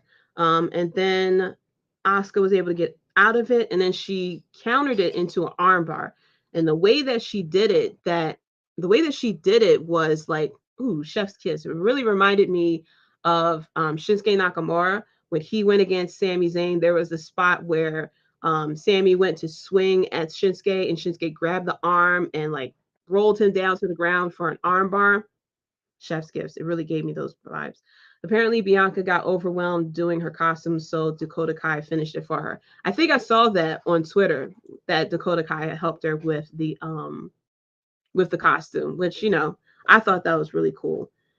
Dakota Kai can drop a fashion line too if she makes her own outfits and stuff like that. But yeah, this match between these two was so good. And then there was the spot where I think it was this one too that Bianca tried to do the kiss of death, and Asuka did a code breaker onto her as well. The finish of this was, Bianca lifting up Asuka, doing the kiss of death again for the win. I had picked for Asuka to win here, but I wouldn't have been mad if Bianca retained. I kind of figured she was going to retain because we have this show coming out with her and Montez. And on top of that, Bianca is such a great marketing, person, a great face of the company to use for WWE to put her out, with, these events and stuff like that. She is like not really a female version of John Cena, but she has such a likable personality. And especially with her and Montez together, they're such a likable couple. They're just they're pure, but they're not like over the top pure, if that makes sense. Like she's very believable as a face. It's like she has her moments where she'll do like her girl and stuff like that. And like she'll get real with you. She was really good in NXT as a heel. But when she turned face, it really clicked in my opinion as far as with her. Because she's just like, it seems like she's such a nice person in real life that this really like she's very good. And that's what WWE kind of needs. They kind of need someone to kind of be that that face, to go out there with the events and stuff like that. Which, I mean, you can do it with Asuka, but Asuka wears the cycle, paint and stuff like that. So, I guess we need someone to kind of do it. I don't know if they'll do it with Rhea Ripley because technically Rhea is a heel, even though she gets cheered as a face, stuff like that. But we'll see how it goes from here. But I'm not surprised that Bianca won. They was talking about during the press conference that of her possibly having a WrestleMania streak, which I don't know. We do know that, Asuka has a WrestleMania streak as well. The fact that she is what 0-3 or 0-5 or something crazy like that at WrestleMania. Will Bianca remain face during her current reign? I don't know. Well, I think she's going to definitely remain face when this show comes out because I know WWE is going to be marketing it like crazy. It's going to be hard for them to market it as with her as a heel. Um, I think maybe after that she turns heel as well. But I think as long as this TV show is around, she's going to stay as a face. I think the fact they didn't waste too much of her on NXT might have worked to her advantage on the main roster. I think so too. I think that when she came up as a heel at first, I think too, right? Or did they automate? I think they brought her up as a heel at first. I think. I think she was a heel like very briefly when she came up, and then they turned her face. Um, but yeah, she wasn't used like overly too much to the point that once she came up onto the main roster, she's tiring. People are somewhat getting tired of her now. I'm starting to see the complaints of her retaining and stuff. But she's like I said, she's very likable as a person. When you see her do these interviews and stuff like that, like she is a very likable person. Um, Kind of like Sasha Banks was when they did that. She's 0-5. Yeah. I knew it was really getting up there with Asuka. And I feel bad for Asuka too. That's why I was rooting for Asuka so she could finally get this win at WrestleMania. Because she was on such a tier in NXT. And especially when she came up to the main roster, she was booked kind of strongly, of course, until she faced Charlotte Flair at WrestleMania. And then it just kind of went downhill from there. And then she was champion the one year when Becky got in I was about to say got injured, but she became pregnant. What? But yeah, Bianca should be the spokeswoman of the Next in Line program. She should. I mean, she's definitely something that WWE should be very proud of because she wasn't a person who was in the indies. She somewhat watched wrestling, but she wasn't like, oh, when I was little, I dreamed of being a wrestler or anything like that. She ran track. She wanted to run track and stuff like that. And I believe she had gotten injured, so she couldn't run track no more, and WWE took her in and brought this is who she become. So she's definitely the face of the Next in Line program, especially later on in the years if she whenever she retires or step away from the ring or something like that, she could definitely be someone, um a spokesperson for them and say like, look what happened to me. I didn't go through the indies or anything like that. Sorry, AEW. But I was, brought up in the WWE product, promos and learning how to be a character and stuff like that. And look what I became champion, you know, first African American women's match and main event in WWE history. Got a bit of a streak going. Loved as the champ. Good point. Full blown ooze. Yes, good point with that she should be the spokeswoman. But yeah, that's definitely because that is like one of the big things with WWE. They try not to grab from the indies, that they're trying to churn out these people from the Next Online program so that they have their own like new Brock Lesnar, John Cena, Randy Orton, and Batista here. So after that match, then we had The Miz and Snoop Dogg once again. And then we had a surprise of Shane McMahon. And this kind of like people's logic kind of surprised me here because we had Shane come back, which people said, oh, there you go. That's Vince McMahon being in control. Even though when Shane McMahon was fired, it was while Vince McMahon was in power. So I'm a little confused as to that whole logic right there. But yeah, I was very shocked that Shane McMahon had showed up. I didn't hear the dirt sheets talk about Shane McMahon showing up. Now, granted, I wasn't like reading them too deeply because I didn't want spoilers like that. I didn't see nobody, none of the dirt sheets sit there and say that Shane McMahon was coming or anything like that. And then, of course, yes, surprise, Shane, went to, we were starting the match right here and right now. And I was like, oh, really? We're about to do this? And then I was hyped. And then Shane McMahon started throwing the punches. And I was like, there goes Shane McMahon punches, where all he's doing is hitting air and opportunity. He's not even tapping anyone. Normally, when you punch, you tap a little bit, maybe get a little bit something there or something. But no, Shane McMahon was punching air and opportunity up in here. And then he threw the Miz to the ropes. And then Shane went to do the leapfrog and stuff like that. Apparently, he didn't stretch enough. I don't know how the hell he did this, but he was showing the fact that, yes, he is a McMahon. And like his daddy, I think he tore his quads or something. He tore a quad or something like that. But he tore something. And he went down, and I was like, really?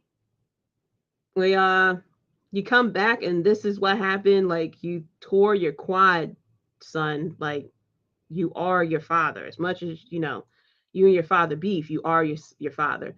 The ref is the person who told Snoop to do something. Yeah. After Shane had tore his quad, whatever, they cut away. You see the Miz and stuff like that. Great improvising here. Then next thing you know, here comes Snoop talking about something. You go and attack my I don't know if he called him cousin or nephew, but he was like, you going to attack my cousin? And then he hits Miz, and then I think he clotheslined him or like elbows him or something like that. But this match between the Miz and Shane McMahon was brought to you by the local medical facility, because that's where Shane went after this damn match between these two. But then Snoop Dogg does the people's elbow here, which was cute. Better than what they had him do in AEW. Listen, sorry, Tony Khan, but you should have made sure Snoop stayed on the ground. Now, I blame Cody for that, too, because Cody was in that segment as well. Here we had Snoop Dogg grounded. He did the elbow and everything like that, whereas on AEW, he did you can't even call it a splash. That bad boy was a drop, okay? That wasn't a splash. That was a drop. But yeah, shout out to everyone involved for improvising on the fly, even though this was supposed to be Shane McMahon's time, because according to the dirt sheets, Shane McMahon was supposed to win the Royal Rumble. Of course, he did not. And then now we had Shane McMahon, who was supposed to have his WrestleMania moment, and he did not. I mean, technically, he had a WrestleMania moment. We'll remember this, because every time we see Shane, we're going to be like, whoa, whoa, don't tear your quad, son. Don't tear your quad. So he had his WrestleMania moment as well.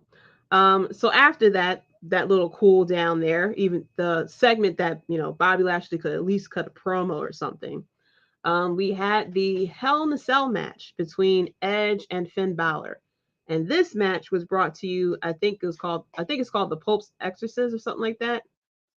And we had Russell Crowe doing the intro for this Hell in a Cell, which I thought was pretty cool. I mean, it was a little bit of seriousness going on here.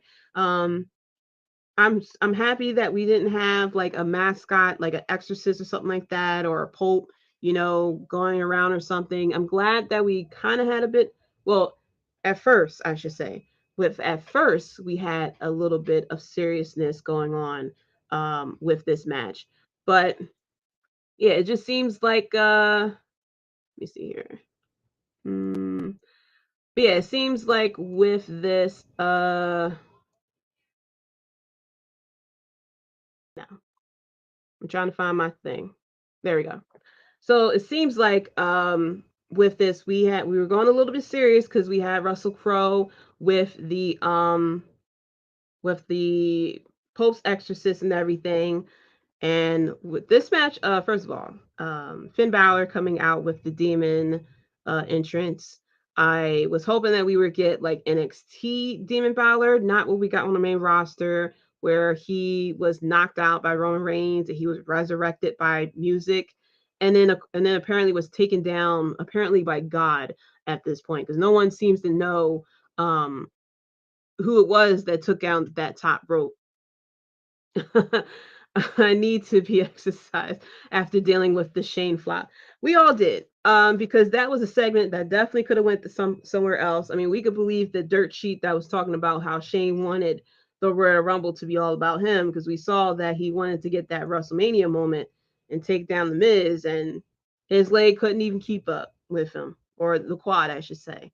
Which I'm surprised about. Like he looked like he was a bit in shape. I guess he in stretch, which I it should have been brought to you by make sure you stretch before you come out and do a WrestleMania match because you could possibly tear your quad at that. But yeah, Finn Balor came out here with the demon entrance. Um, I was a little bit concerned because he had the fog and everything like that. And I remembered normally during his entrances he does the crawl and stuff like that, and that was a long ass ramp for him to crawl down. But here comes, WWE at its finest. He had the fog sticks, and then they did slow mo. So he's sitting here dancing like he's in the middle of a rave or something like that with the purple fog. It would have been a lot better if we had, people with the purple fog, but I guess we wouldn't be able to get the cool moment of Finn Balor with the slow mo dancing with the fog. Cage IQ said, always been a fan of the demon Finn Balor. I am too. I loved him in NXT. He had such great entrances, and it was such a cool gimmick that he had. But since he came up on the main roster, it was just like it was like they didn't understand what was going on. I liked how he had his human version painted on the back and the demon painted on the front. Yeah, I think it was you that pointed out during the watch along that the demon was painted on the front and you see Finn Balor on the back, which I thought was a cool detail as well. And he had like this spiked mohawk too during the entrance, which I thought was cool. And I love the fact that he did the original, hands in the air part with his theme. um yes, he's been in Judgment Day for so long we haven't heard his original theme in a very long time, so I love the fact that we got the original theme with that as well. And then we had Edge too, who came out with the Brute entrance. And then they cut it to him with they cut the camera away.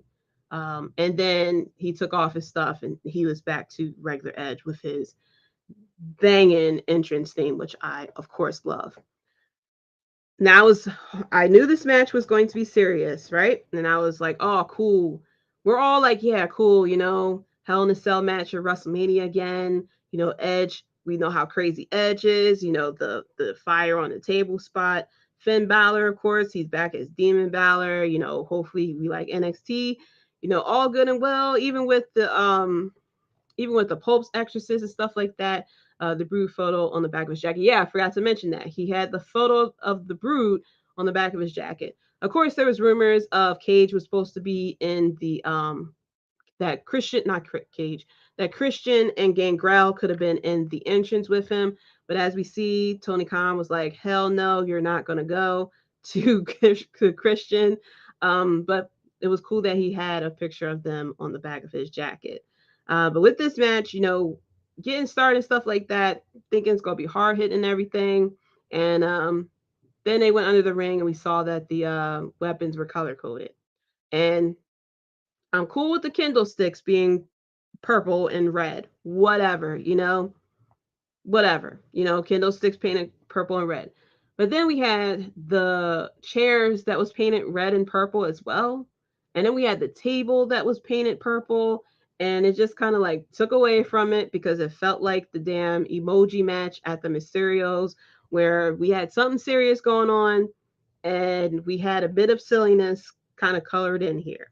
And I'm sure people will probably blame Vince for that or something. But yeah, the color coding of the weapons, I guess, for Edge to know which use this chair, not that chair type of situation was, very unnecessary. But can we talk about the spot where Demon Balor had got on a ledge? Apparently, there was a ledge sitting in this Hell in a Cell out of nowhere. Never knew there was a ledge inside the Hell in a Cell. But Demon Balor got on that ledge and did the coup de grace onto Edge from the ledge. I don't know how this man's ankles didn't break, but I'm guessing because Finn Balor only has like 2% of body fat, those ankles are the strongest ankles in wrestling history. Well, in the world right now, because my goodness. Um, Even the tables were colored. Yes, the tables were colored, which I was like, what is this? Why I can see the Kindle sticks. I'm fine with Kindle sticks.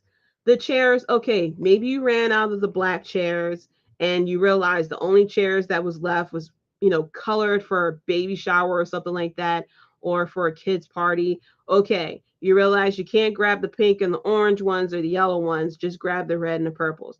But why did we paint the table? And then we painted only one table at that. The second table wasn't even painted. Paintmoji.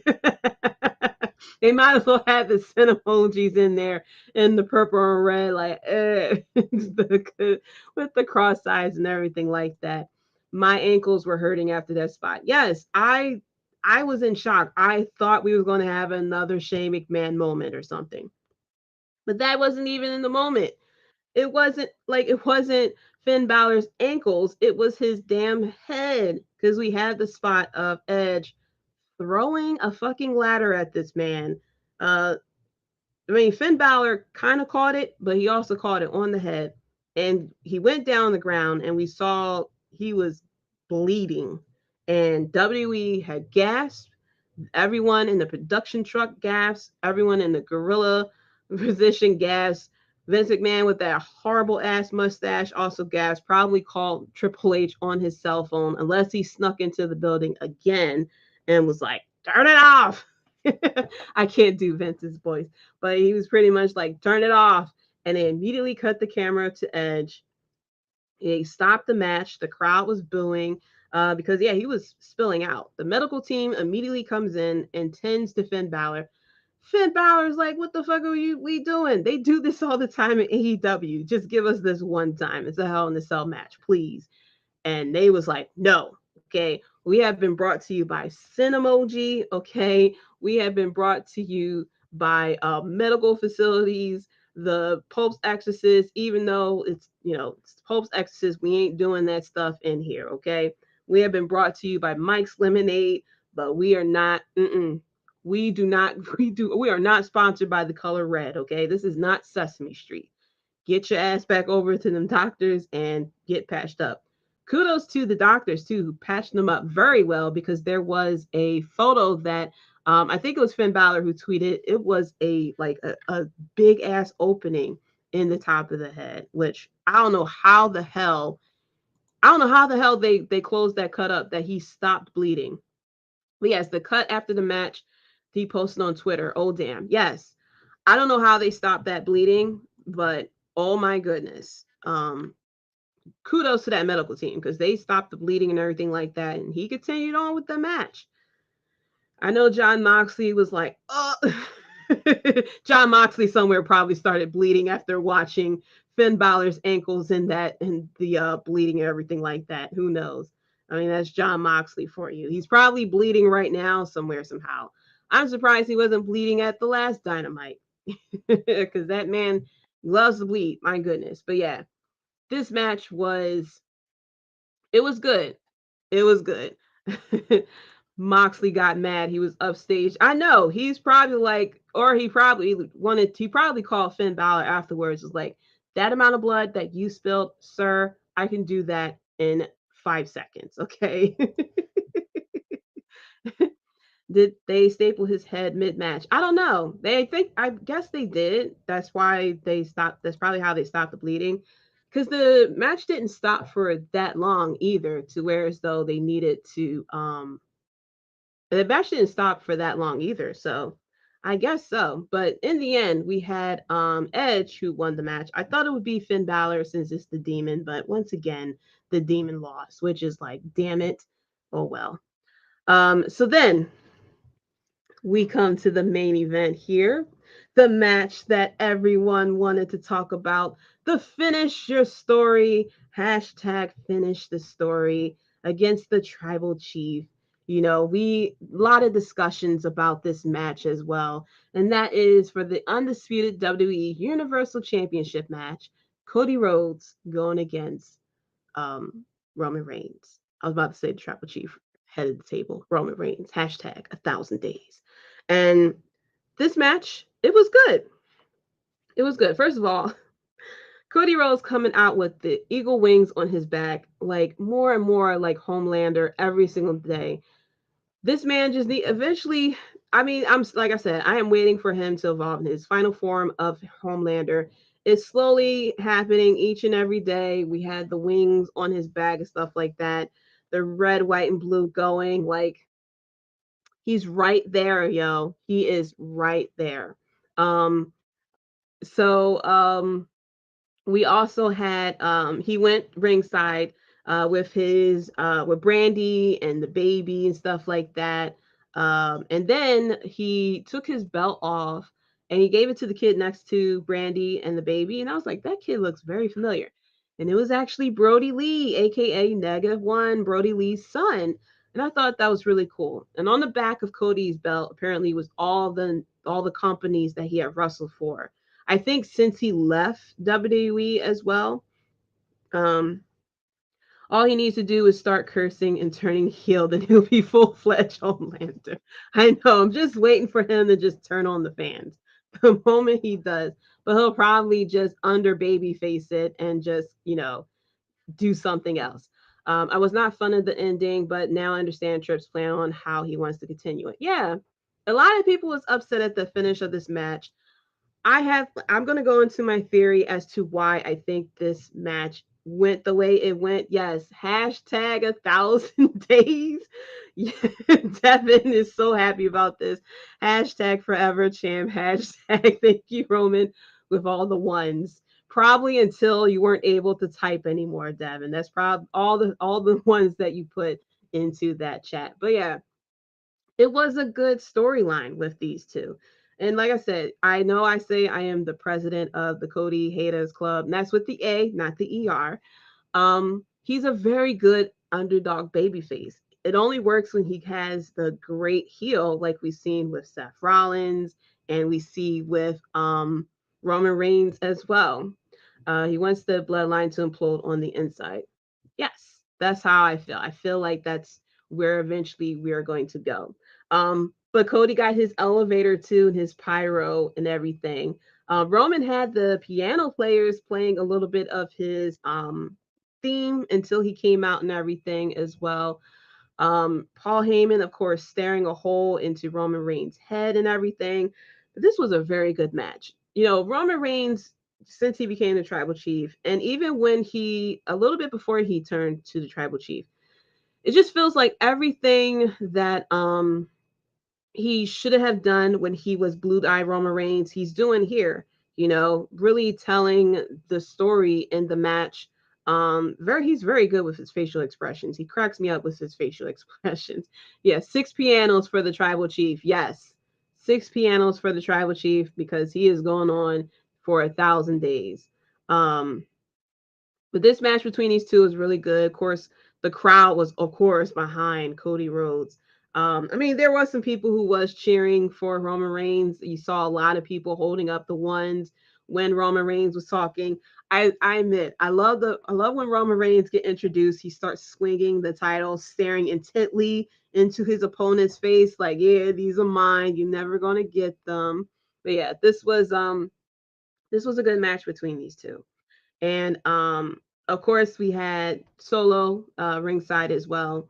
Didn't know if the Usos was going to come out because they lost their titles, which is a no-no. Okay, so we didn't know if they got in trouble with the tribal chief or not or anything. But Solo eventually got involved in this match. He was kicked out by the ref. So he goes into the back, had a little bit of back and forth between Cody and Roman Reigns as well. We had Cody, a lot of near falls too with these two as well. And then, of course, we had the Usos come out to interfere in the match, which brought out KO and Sami Zayn. One of my favorite spots of this match was Sami Zayn giving Roman Reigns the Halua kick, which, was just poetry in that from the get-go. And then we had Sami Zayn, Roman dropping down. The Usos, Sami Zayn, KO goes to fight off to, the outside, and you see Cody, crawling over to pin Roman. That ref was down at the time. Another ref comes in, count 1, 2, and then kick out. That was beautifully done. The Usos are looking like Roman's B team now. Yes, right? They're looking like the B team at this point. But in the end, we had Cody Rhodes, who started doing the crossroad. I think he did 2 of them at one point. We had Paul Heyman, who started to distract the ref. And then we had Solo come, did the spike to Cody. And then Roman does the spear. And then 1, 2, 3. And Roman Reigns retain. Hashtag 1,000 days. So let's get into my theory, right? So I said that it's very possible that in the predictions, that it's possible that Roman will retain because the Bloodline storyline is the moneymaker. Everybody has been singing the praises of the Bloodline, especially when it came to the storyline between Sami Zayn and Roman Reigns, and even with the Usos. Cody did 1 crossroad and went to do the second. Okay, and Solo got a hold of him. I don't know why I was thinking he was about to do a third one. But yeah, he did 1, and then Solo got him to do when he was trying to do the second. I don't know why I thought he was doing. Maybe because this was been the third. Maybe because it was going to be the third crossroads in this match, because he did one. He did one previously. I forgot. It was like a brief before he pinned Roman, and then he kicked out. I think. Yeah, I think that's what it was. Yeah, but the Bloodline is the moneymaker storyline for WWE right now. I mean, WWE, as we've seen with WrestleMania weekend, they're all about marketing, they're all about the money and stuff like that. So you have the hottest storyline going with Roman Reigns and this Bloodline, especially the fact that you're starting to get the implosion of the Bloodline with the Usos losing their title. And I feel like when Roman Reigns loses the title, I think that's when that will be the end of the Bloodline. And I feel like at that point it's very too soon, because we just had the turn of Sami Zayn with the Bloodline, but the Bloodline itself with the Usos, Solo, and Roman Reigns, and with Paul Heyman are still very strong. And I feel like if Cody was to win the title, then it's like people is like, oh, he's going to take a break. But it's like, no, Roman can't take the break because the Bloodline storyline isn't technically finished. It would make 0 sense for a Roman to say he's the tribal chief, head of the table, and all this other stuff, and then disappear after he loses his title and just leave Solo, Heyman, and the Usos like high and dry. Like I said, it's their moneymaker. As many t-shirts they made off of this group here, every time they mention that Roman Reigns is coming to a Raw or SmackDown, people tune in. Whenever there's a segment with the Usos, segment with Roman and everything like that, people still tune in. So this is their moneymaker match with this. So they're going to make sure that they milk as much money as they can out of this Roman Reigns reign, because he has been champion for 2 years and nobody hasn't really complained. People are complaining now, but it's mainly because of the Cody Rhodes. But before that, well, and a little bit with Sami Zayn, but then they pivoted with Sami and KO with the Usos, and everybody's completely fine with that. But they didn't complain about Roman Reigns this whole time. Everyone loves the fact that Roman Reigns was this champion, even with the fact that he had the 2 titles, because WWE was able to pivot that and put more attention on the US and the IC title, to the point that we're all like, oh, we're okay that the champion isn't on every Raw and SmackDown. I'm okay that, he's not defending the title on every single premium live event. We were okay with it. Oh, we're okay with it. Look, the US title is important now. Look, the IC title is important now. So with this, there's like, okay, this is a very good thing. If it's not broken, don't fix it. So that's why he's the GOAT. Yes. But yeah, so they're not ready to take the titles off of Roman Reigns. Maybe they'll take the title off of him between now and Mania. Probably definitely at Mania at that point. But even with Roman holding the titles, he was taking a bit breaks here and there as well. So he didn't have to show up to everything single Raw and SmackDown. I mean, there was they did a Clash at the Castle and everything like that. I think that's the pay-per-view he was in the at. But it was some of these premium pay-per-views, premium live events that he wasn't at, and it was a good event. So it's like we don't need him every single Raw and SmackDown. We don't need the champion 24/7 for us to still put on a good show. Thank you. I am preaching. But yeah, so they're going to follow the money. Now, here we go to my second theory as to why I think the real reason why I think Cody was going to win. And that is because, first of all, I would like to take everyone's mind and rewind it back to a WrestleMania 31. And during that time period, there was someone who came to the country to the company who never came to the company, never jumped ship when they took over his company and stuff like that. And that was Sting. And Sting came over to WWE as a surprise. Everyone was hyped and stuff like that. And come WrestleMania 31, he faced Triple H in the match. And what happened to that match? Do y'all remember? It turned into WCW versus WWE, and they had D-Generation X in Triple H corner, and they had NWO in Sting's corner. I didn't watch WCW like that, and even I knew that that NWO and Sting were not the best of friends. And on top of that, if you're a smart wrestling fan, you would know that two of those members that are in the NWO are friends of Triple H's. And they turned that whole thing into WCW versus WWE. WCW was dead. Okay, it was brought out for how many years? And at WrestleMania 31, we needed a WCW versus WWE match, even though WWE had won.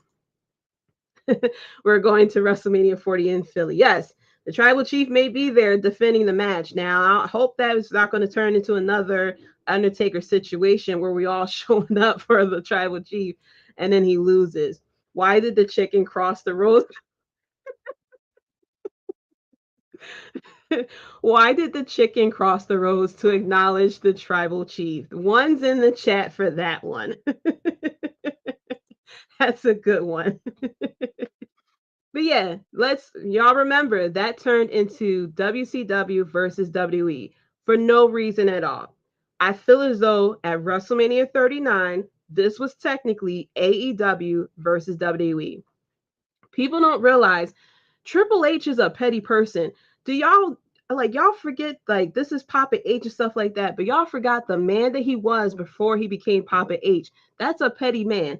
I mean, he was involved. Now I forgot my source, so you can call me a dirt sheet for this or whatever.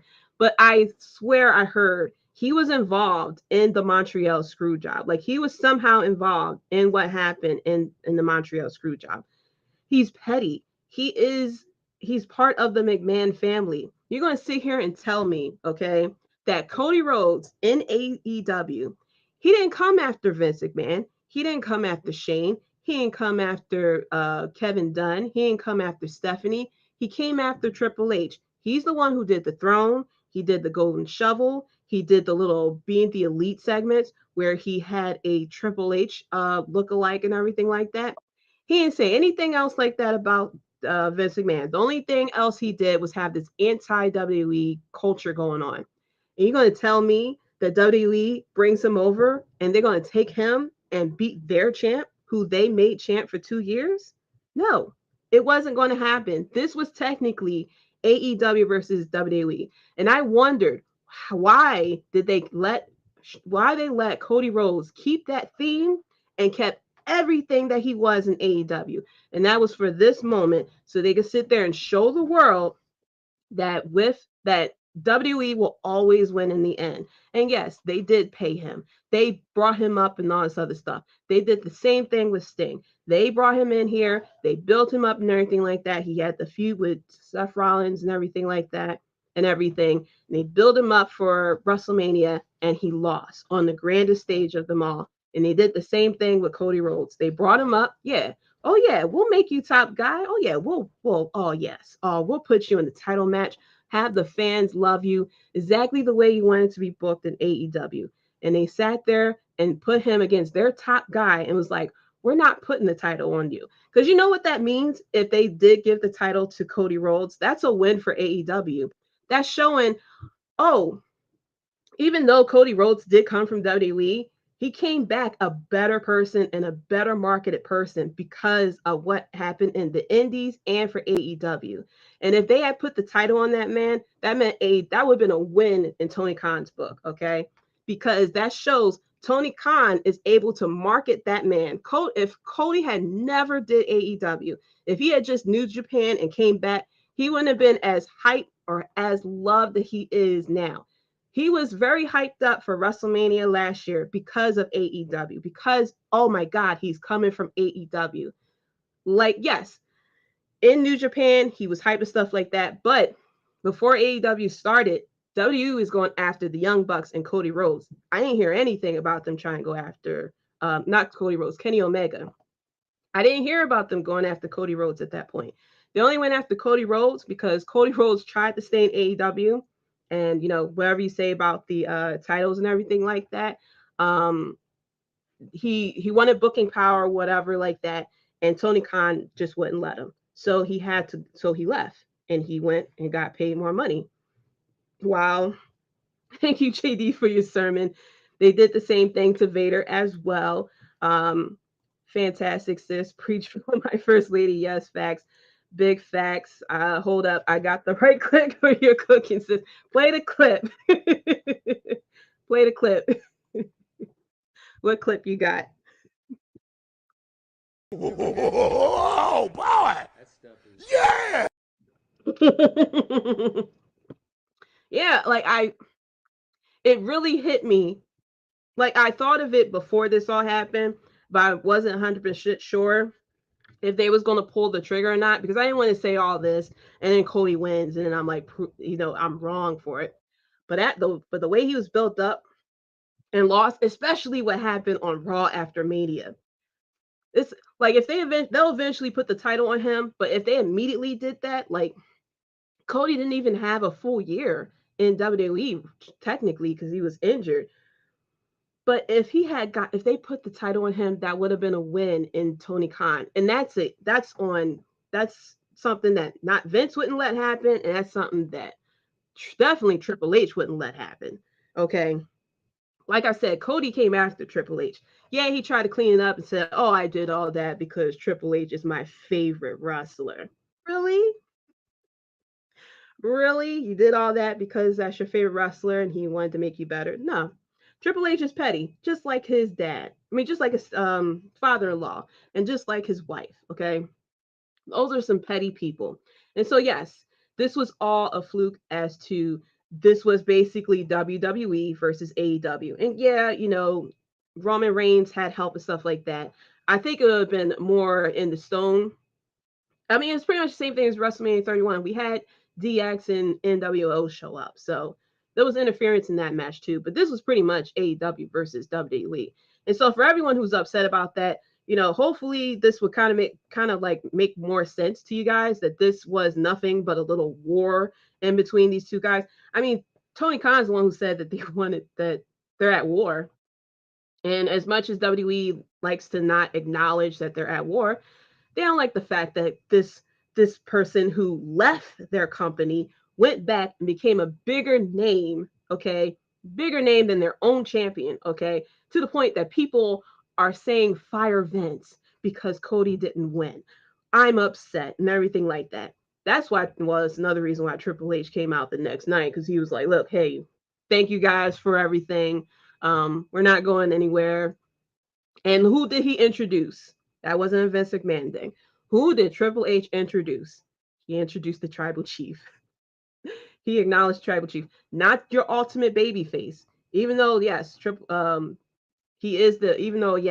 Reigns is the champion, that's why he introduced them. But he could have brought out Bianca Belair.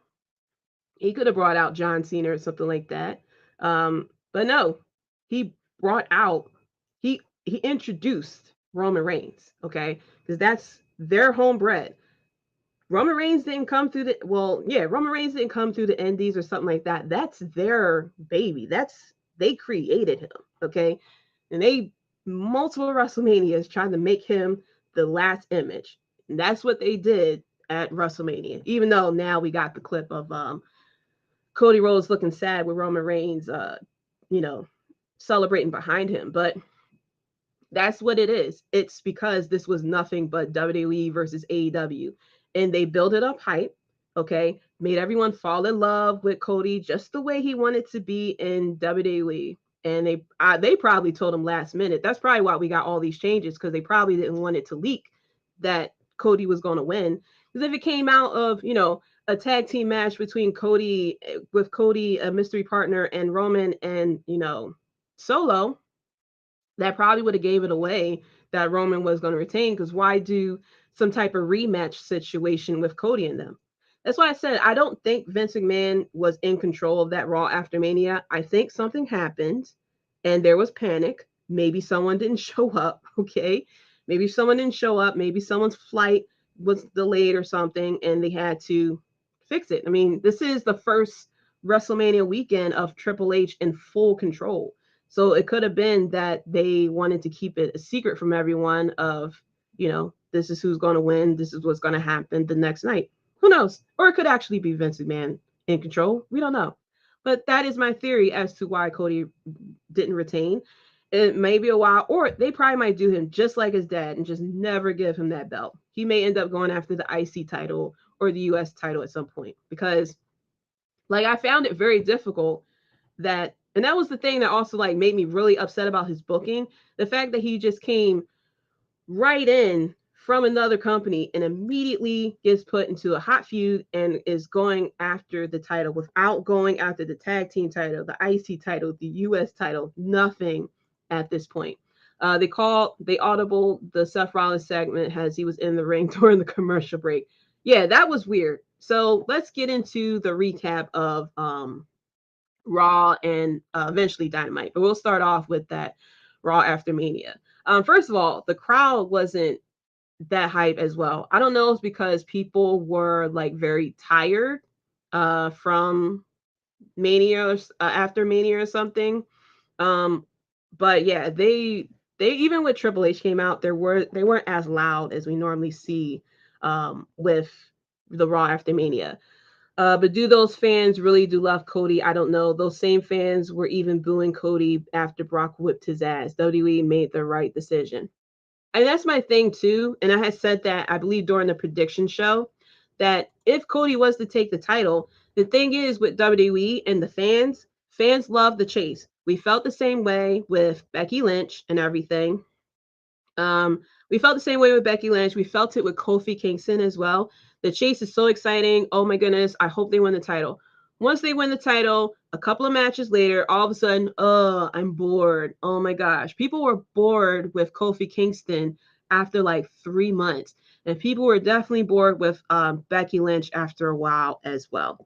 And so with Cody, that's the thing. Whoever becomes champion after Roman Reigns is going to have some really big shoes to fill, because not only did Roman Reigns come in with such a long title reign, he had a very hot storyline come along with it. And he had very good feuds as well. I mean, even though it was a mini feud with Seth Rollins, it was still very good feuds. I mean, feud with Cody Rhodes, even the feud within the Bloodline and Sami Zayn and stuff like that.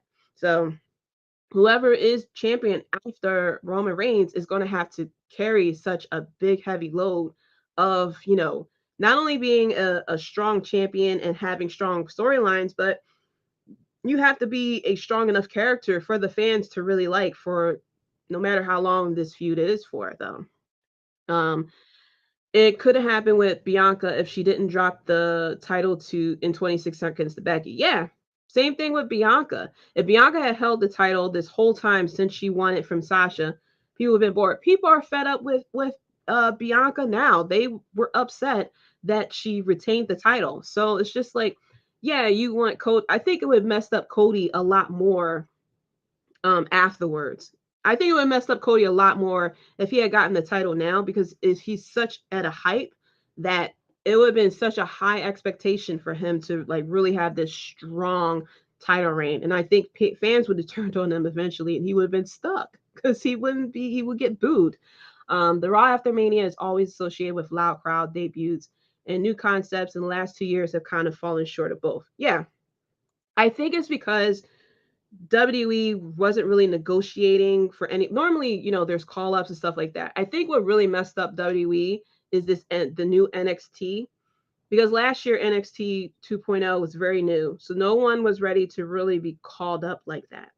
And I think this year too with NXT 2.0, it feels like maybe there was no there really wasn't any. I mean, they could have brought up Braun Breaker, but they like NXT isn't as marketed or as widely known as it was with the Black and Gold NXT.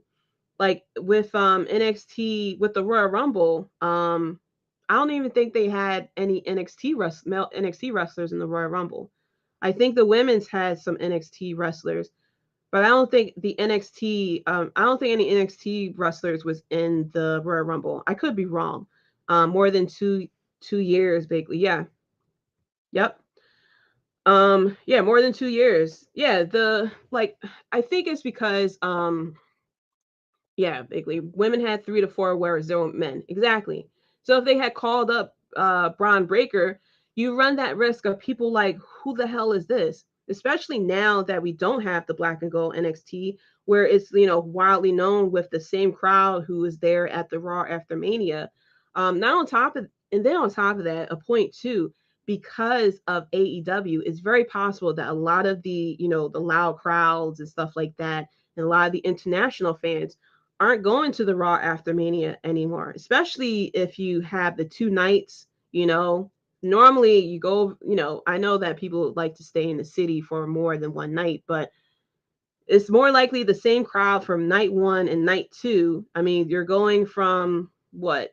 When I don't know if Ivans is still in the chat, but from like what time did they open the doors to like midnight? Well, midnight on Eastern Coast, but it's still a long period of time of like 4 or 5 hours, especially if you showed up there early of night one, and then another 4 or 5 hours of night two, especially if they had things going on early in the day and everything, the traffic of trying to get home and stuff, and then having to turn around for the next Raw after Mania.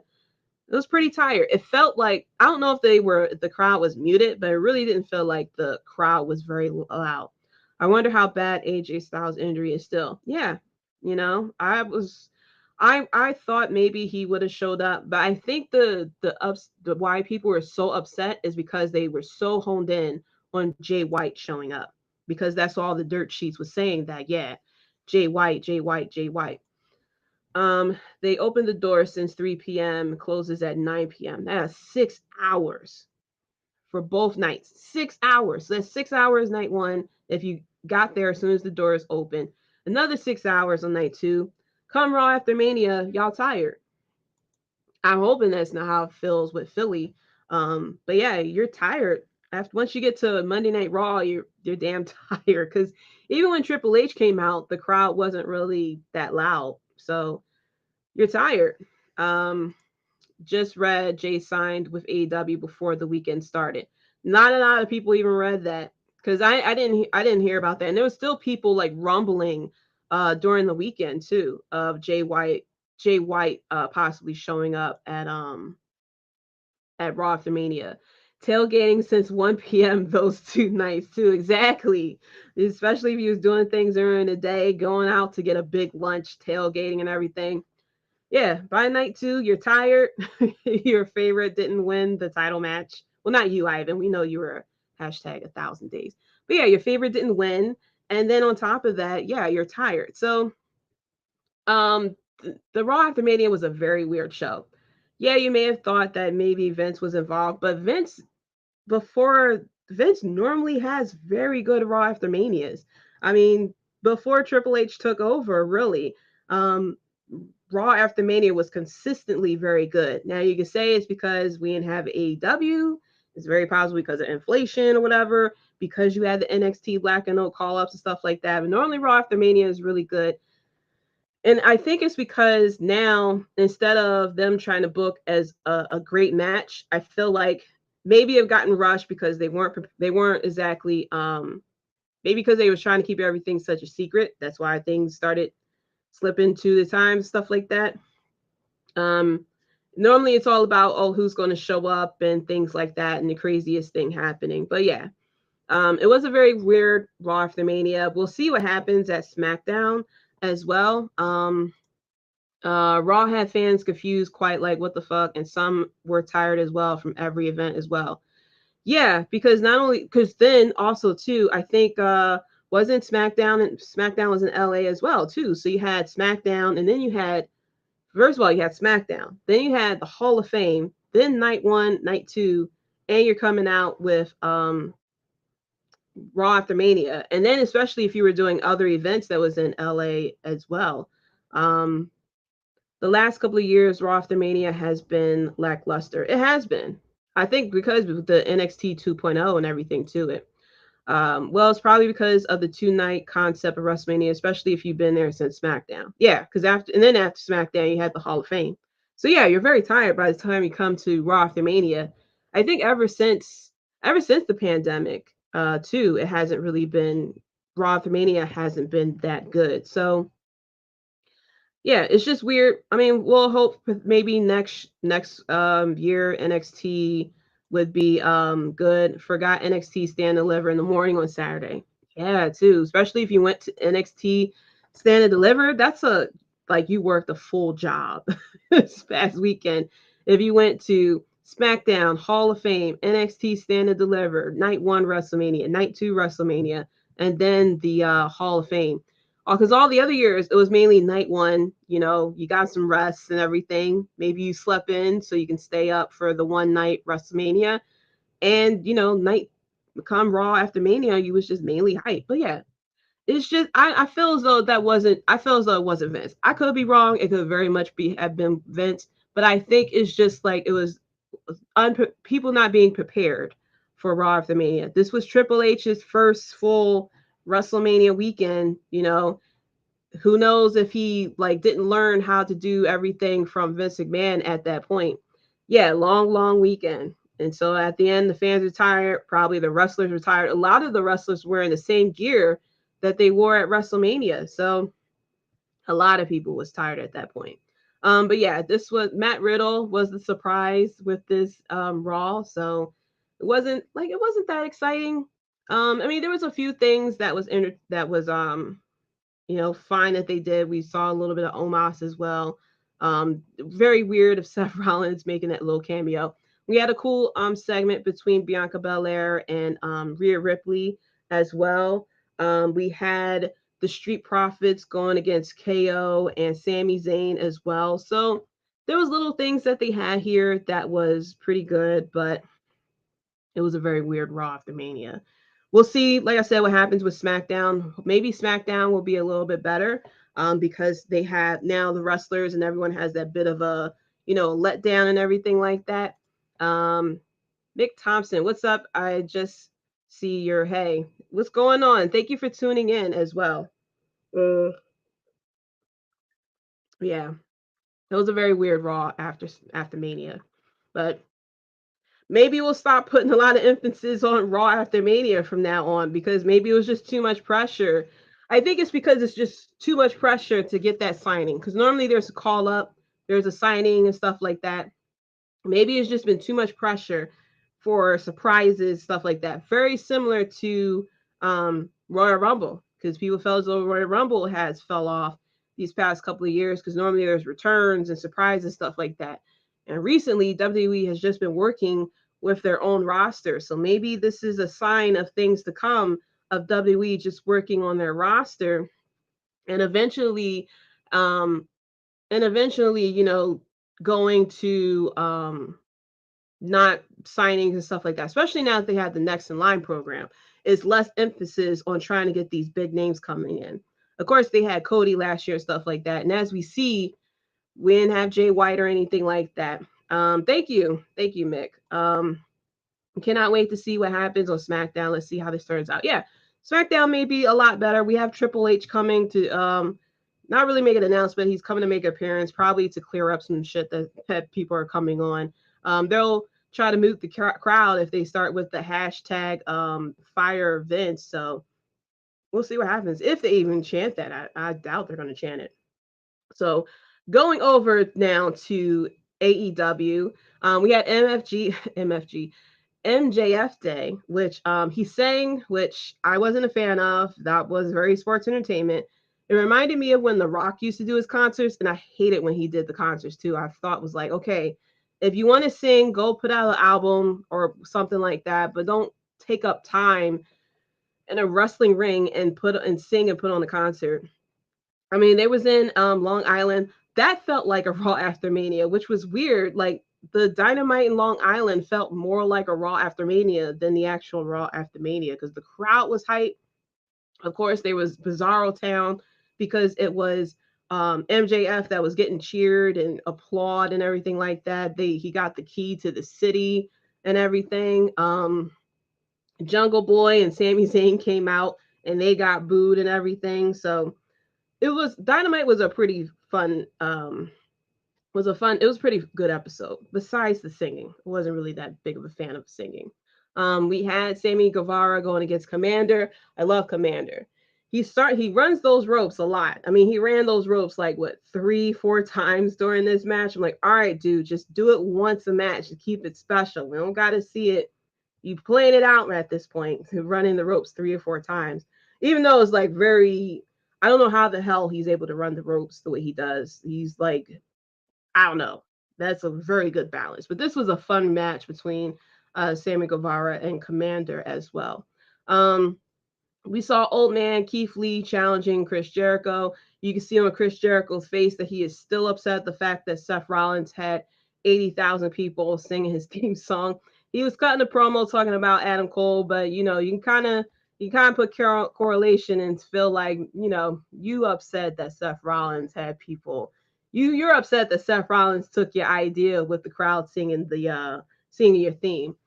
We also had the Acclaim and Billy Gunn with the JAS as well. Billy Gunn is just living the damn life, yo. He is so over. He's just having a lot of fun scissoring and everything like that. And look at the other people that he's in his faction with. Triple H over here sweating bullets. His father-in-law, with the weird crooked ass mustache breathing down his neck. We got a Road Dogg who was,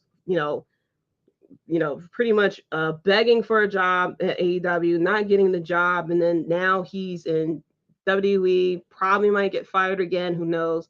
Shawn Michaels looking, stressed and everything like that down in NXT with all the damn kids.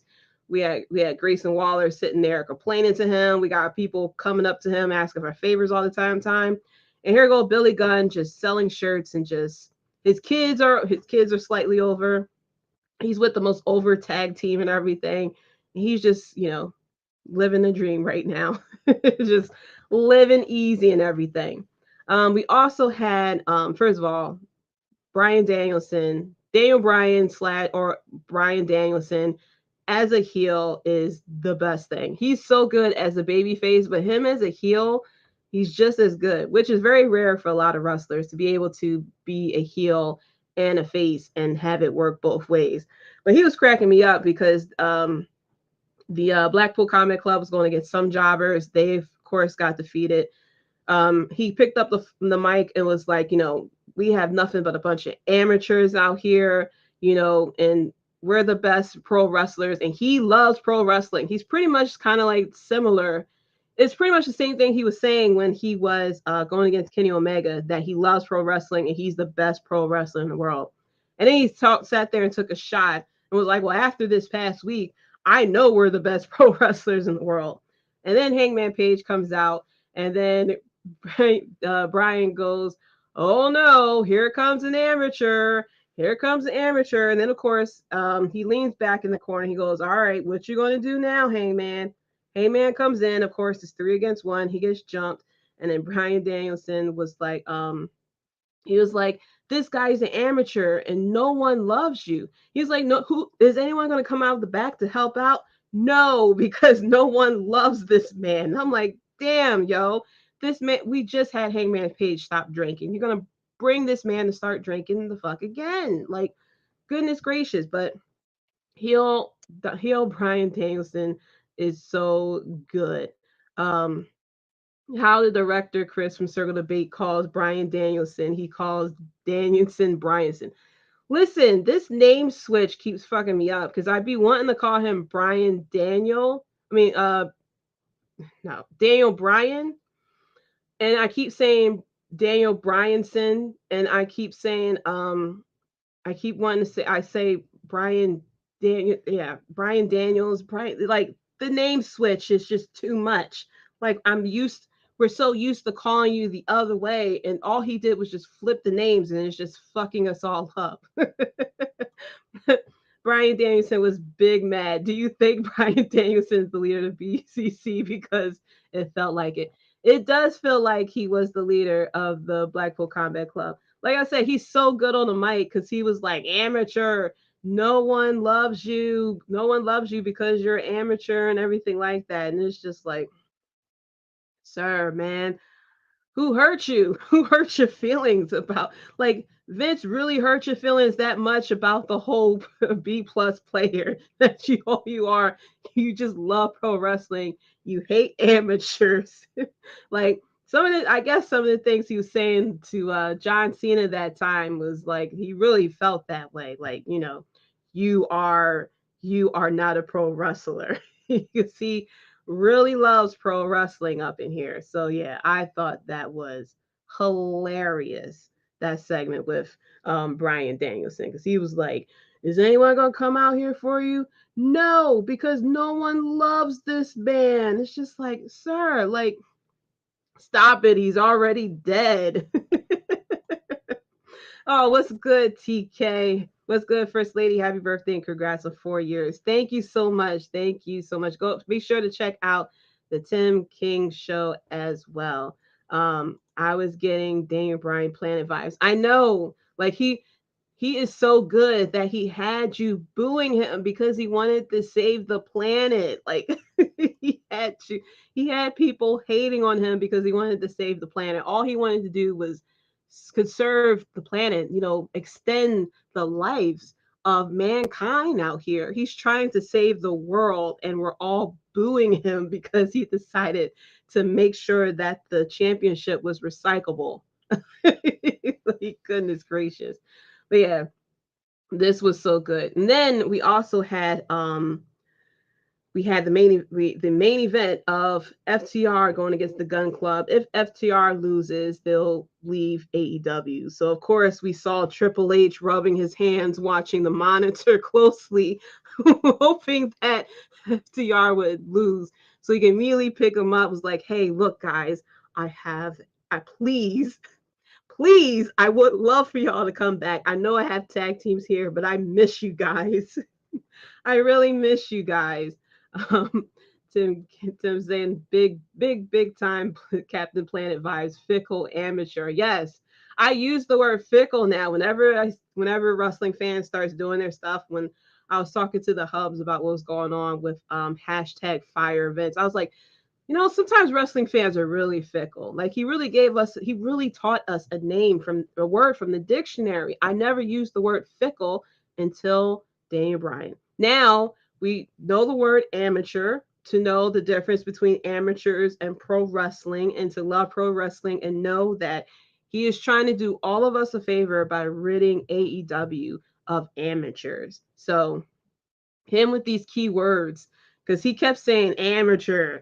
And then when, oh my gosh, and then when Hangman Page was getting beat up, he was like, "Amateur, amateur, you're nothing but an amateur." And I was like, oh my gosh, this segment is just so good. He's so good at being the heel. Oh my goodness.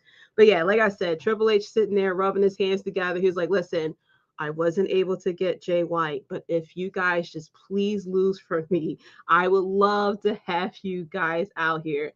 Here's Johnny is, oh, Johnny, are you upset that Roman Reigns still retained? He cheated. Hey, a win is a win. When we look at the record books, years down the road, it'll say a win. Sorry to say. Um, Brian Danielson out here educating us. He really is. He's teaching us these words. I mean, none of us used the word fickle until he started saying it. We can say one thing at least. I feel that Tony Khan has been watching the Bloodline Network. He's finally heard us to storytelling storylines, and he's doing it because BCC versus the Elite story. Yeah, I mean he has it because he was doing it with Kenny Omega and Hangman, even though it took like 2 years for it to happen. But yeah, he had it a little bit, you know. About time, Tony Khan. It is about time, you know. I was a little patient with him, because I'm like, it's very hard to go from like the indie thing with, because they only started out with what, just the pay-per-views and everything like that. And then about what, a year in, that's when they started to do, less than a year in, they started to do the weekly shows. And with that, he was doing a lot of dream booking, and that's how they were like kind of getting over and everything.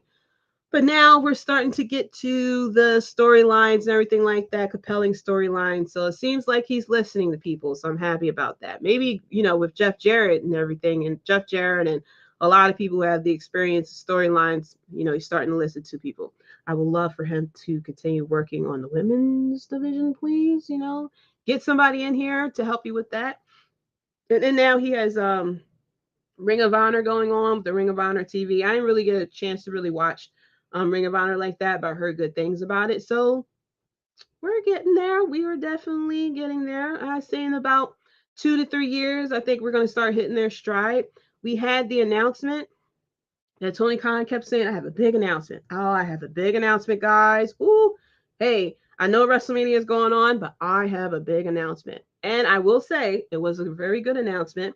First of all, Nigel McGuinness is all elite. But he also mentioned how now they're going to have All In. Well, he did mention it started with the Young Bucks, Kenny and Cody. But even though Cody loves to kind of like, Cody tends to take a little bit more of credit for that event. But I was like, damn, yo, Cody must feel some type of fucking way. Not only did you go to WrestleMania and you lose the biggest stage, now your former employer took your fucking idea and is making a pay-per-view out of that bitch. And not only is he making a pay-per-view out of it, it's called All In August. They're going to London. And then of course he brought in Adam Cole, the I have an announcement. I'm making the announcement for Tony Khan, man.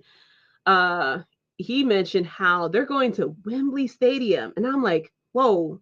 I didn't even hear Wembley at first. I heard the word stadium and I was like, whoa, like that's fucking bold to do a stadium. And it's like 90,000 people, I guess, with the floor seats maybe like 95 or something like that. I was like, sir, that's bold that you're going to try to sell out 90,000. That's a WrestleMania right there. Like, there is the rumor in the dirt sheets that he wants to do like a multi-day thing like WrestleMania, which I'm like, about time. Like, you should have something that there should be a pinnacle of where all your shit is going to end at. Like, we all know storylines 9 times out of 10, except for what we had with Roman Reigns. Storylines 8 times out of 10 ends at WrestleMania, or there is a point where people get titles at WrestleMania. And it should be the same thing with AEW. There should be a point in your storyline where this ends here. That way, your stories aren't continuing on for ever and ever like we had with some of the storylines that we had. But if they are able to sell out Wembley Stadium, I think everyone needs to shut the hell up about the attendance in America. And then people were saying, oh, they're not going to sell it out because it's expensive to get to London, and then the traffic, and it's difficult to get into the stadium. I was like, if WWE was to announce Wembley Stadium, there wouldn't been y'all wouldn't have had none of this to say, okay? I think it could happen. I think they can sell it out, because especially if everybody's coming in from all over Europe to come and check it out. I mean, everybody comes to the US, and I'm sure those tickets are a lot more expensive than coming over to London. So I think it could happen. Tickets go on sale in May, so they got some time. They have Jay White, so I think it could happen. They could sell it out. All they gotta do, boom, Jay White versus Adam Cole, Jay White versus Kenny Omega. Hell, bring in Will Ospreay, have Will Ospreay going against Omega or something like that.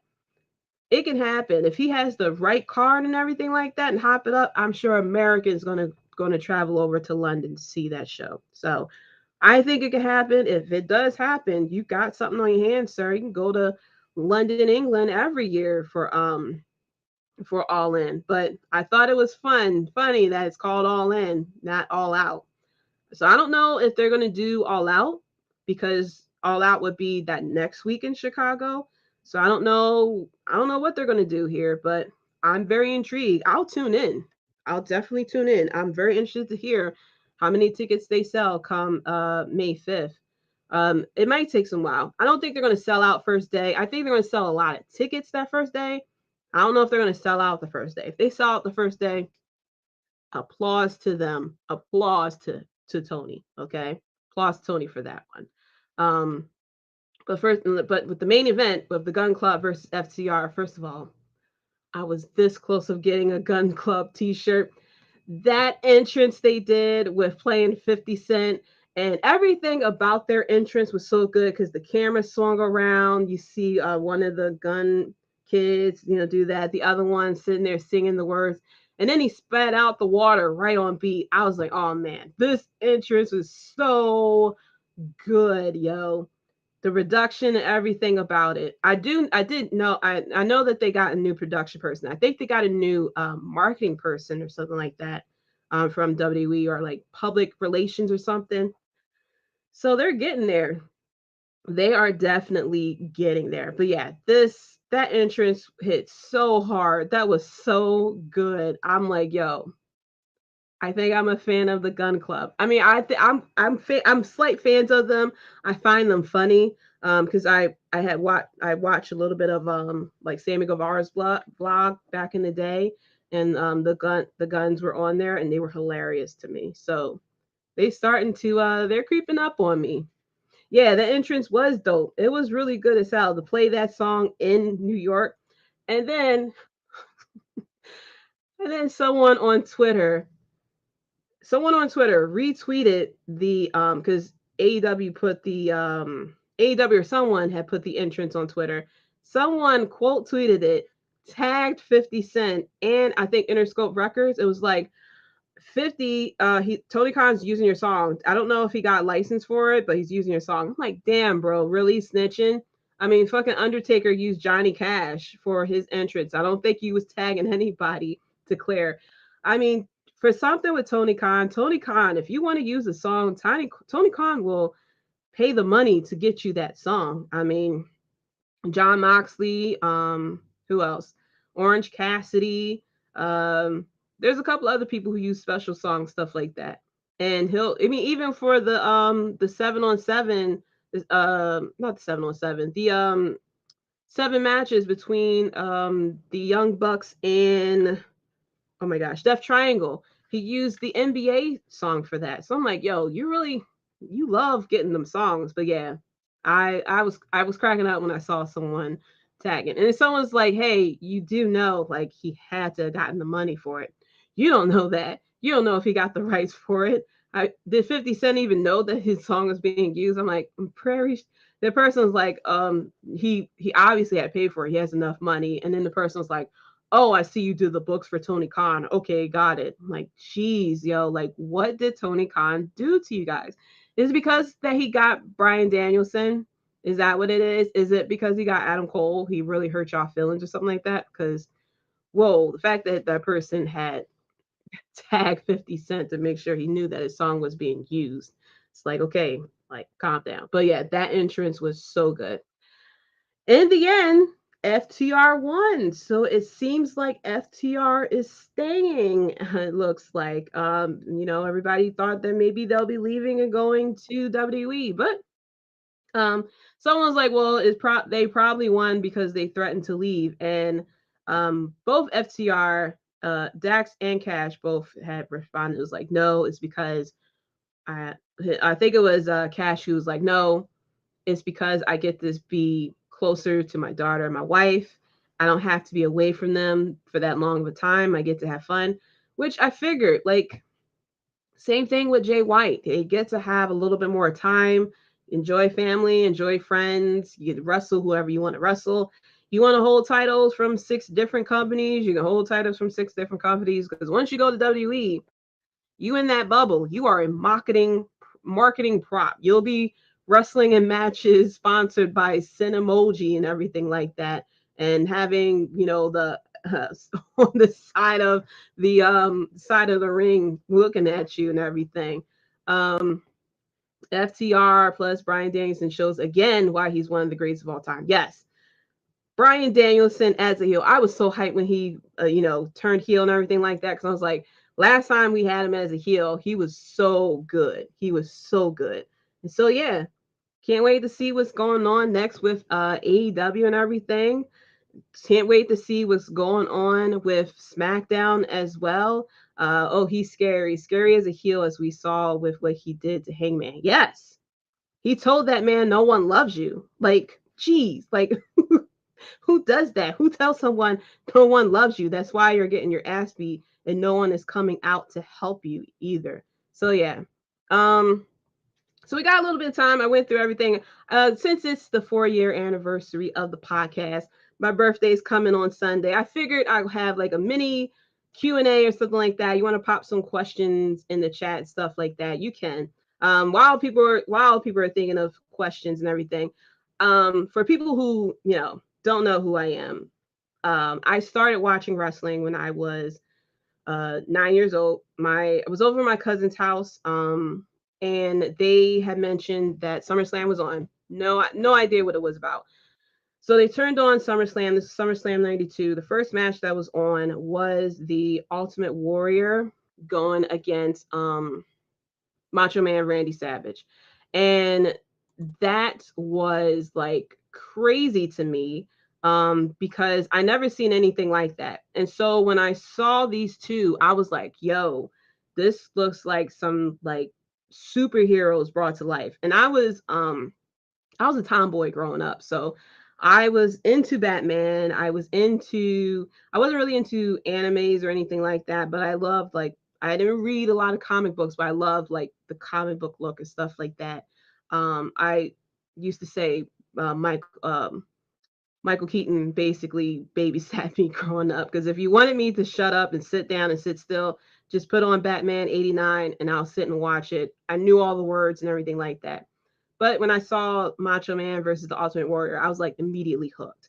And then I saw The Undertaker versus I think it was Kamala next, and I saw Bret Hart going against Davey Boy Smith. That's when they were in London, and so it had me hooked ever since then. And so I started watching it. I kept watching it and everything like that. There was a period where I wasn't keeping up with every Raw and SmackDown, and that was like a period in my life where I was like ashamed to be a wrestling fan, because not a lot of girls watch wrestling and stuff like that. And so when people find out I watch wrestling, they'll either give me that, oh, it's fake, or it's for guys and all this other stuff. So I call that my like girly phase, because I didn't watch wrestling. I kept up with wrestling. So like I watched like WrestleMania and like a pay-per-view stuff like that. But I didn't keep up with every single Raw and SmackDown. So like around the attitude, no, I saw all the Attitude Era, but I would say maybe a Ruthless Aggression era. Like I saw it, but I didn't keep up with every single Raw and SmackDown. So I knew like the general sense and storylines that was going on back then, but I wasn't like too keen on every single thing that came in. But I started watching again maybe in like 06, 07 ish. I started to like really pay attention to it again. Guy with the Hubs, who is a wrestling fan as well, and he's not like he's a wrestling fan. He's a big wrestling fan of the Ruthless Aggression. He's a big Brock Lesnar fan, but he's the one that kind of like was like you can watch wrestling. You're not a weirdo for watching wrestling. So I started really watching it all over again, and of course I kept up with the pay-per-views and everything.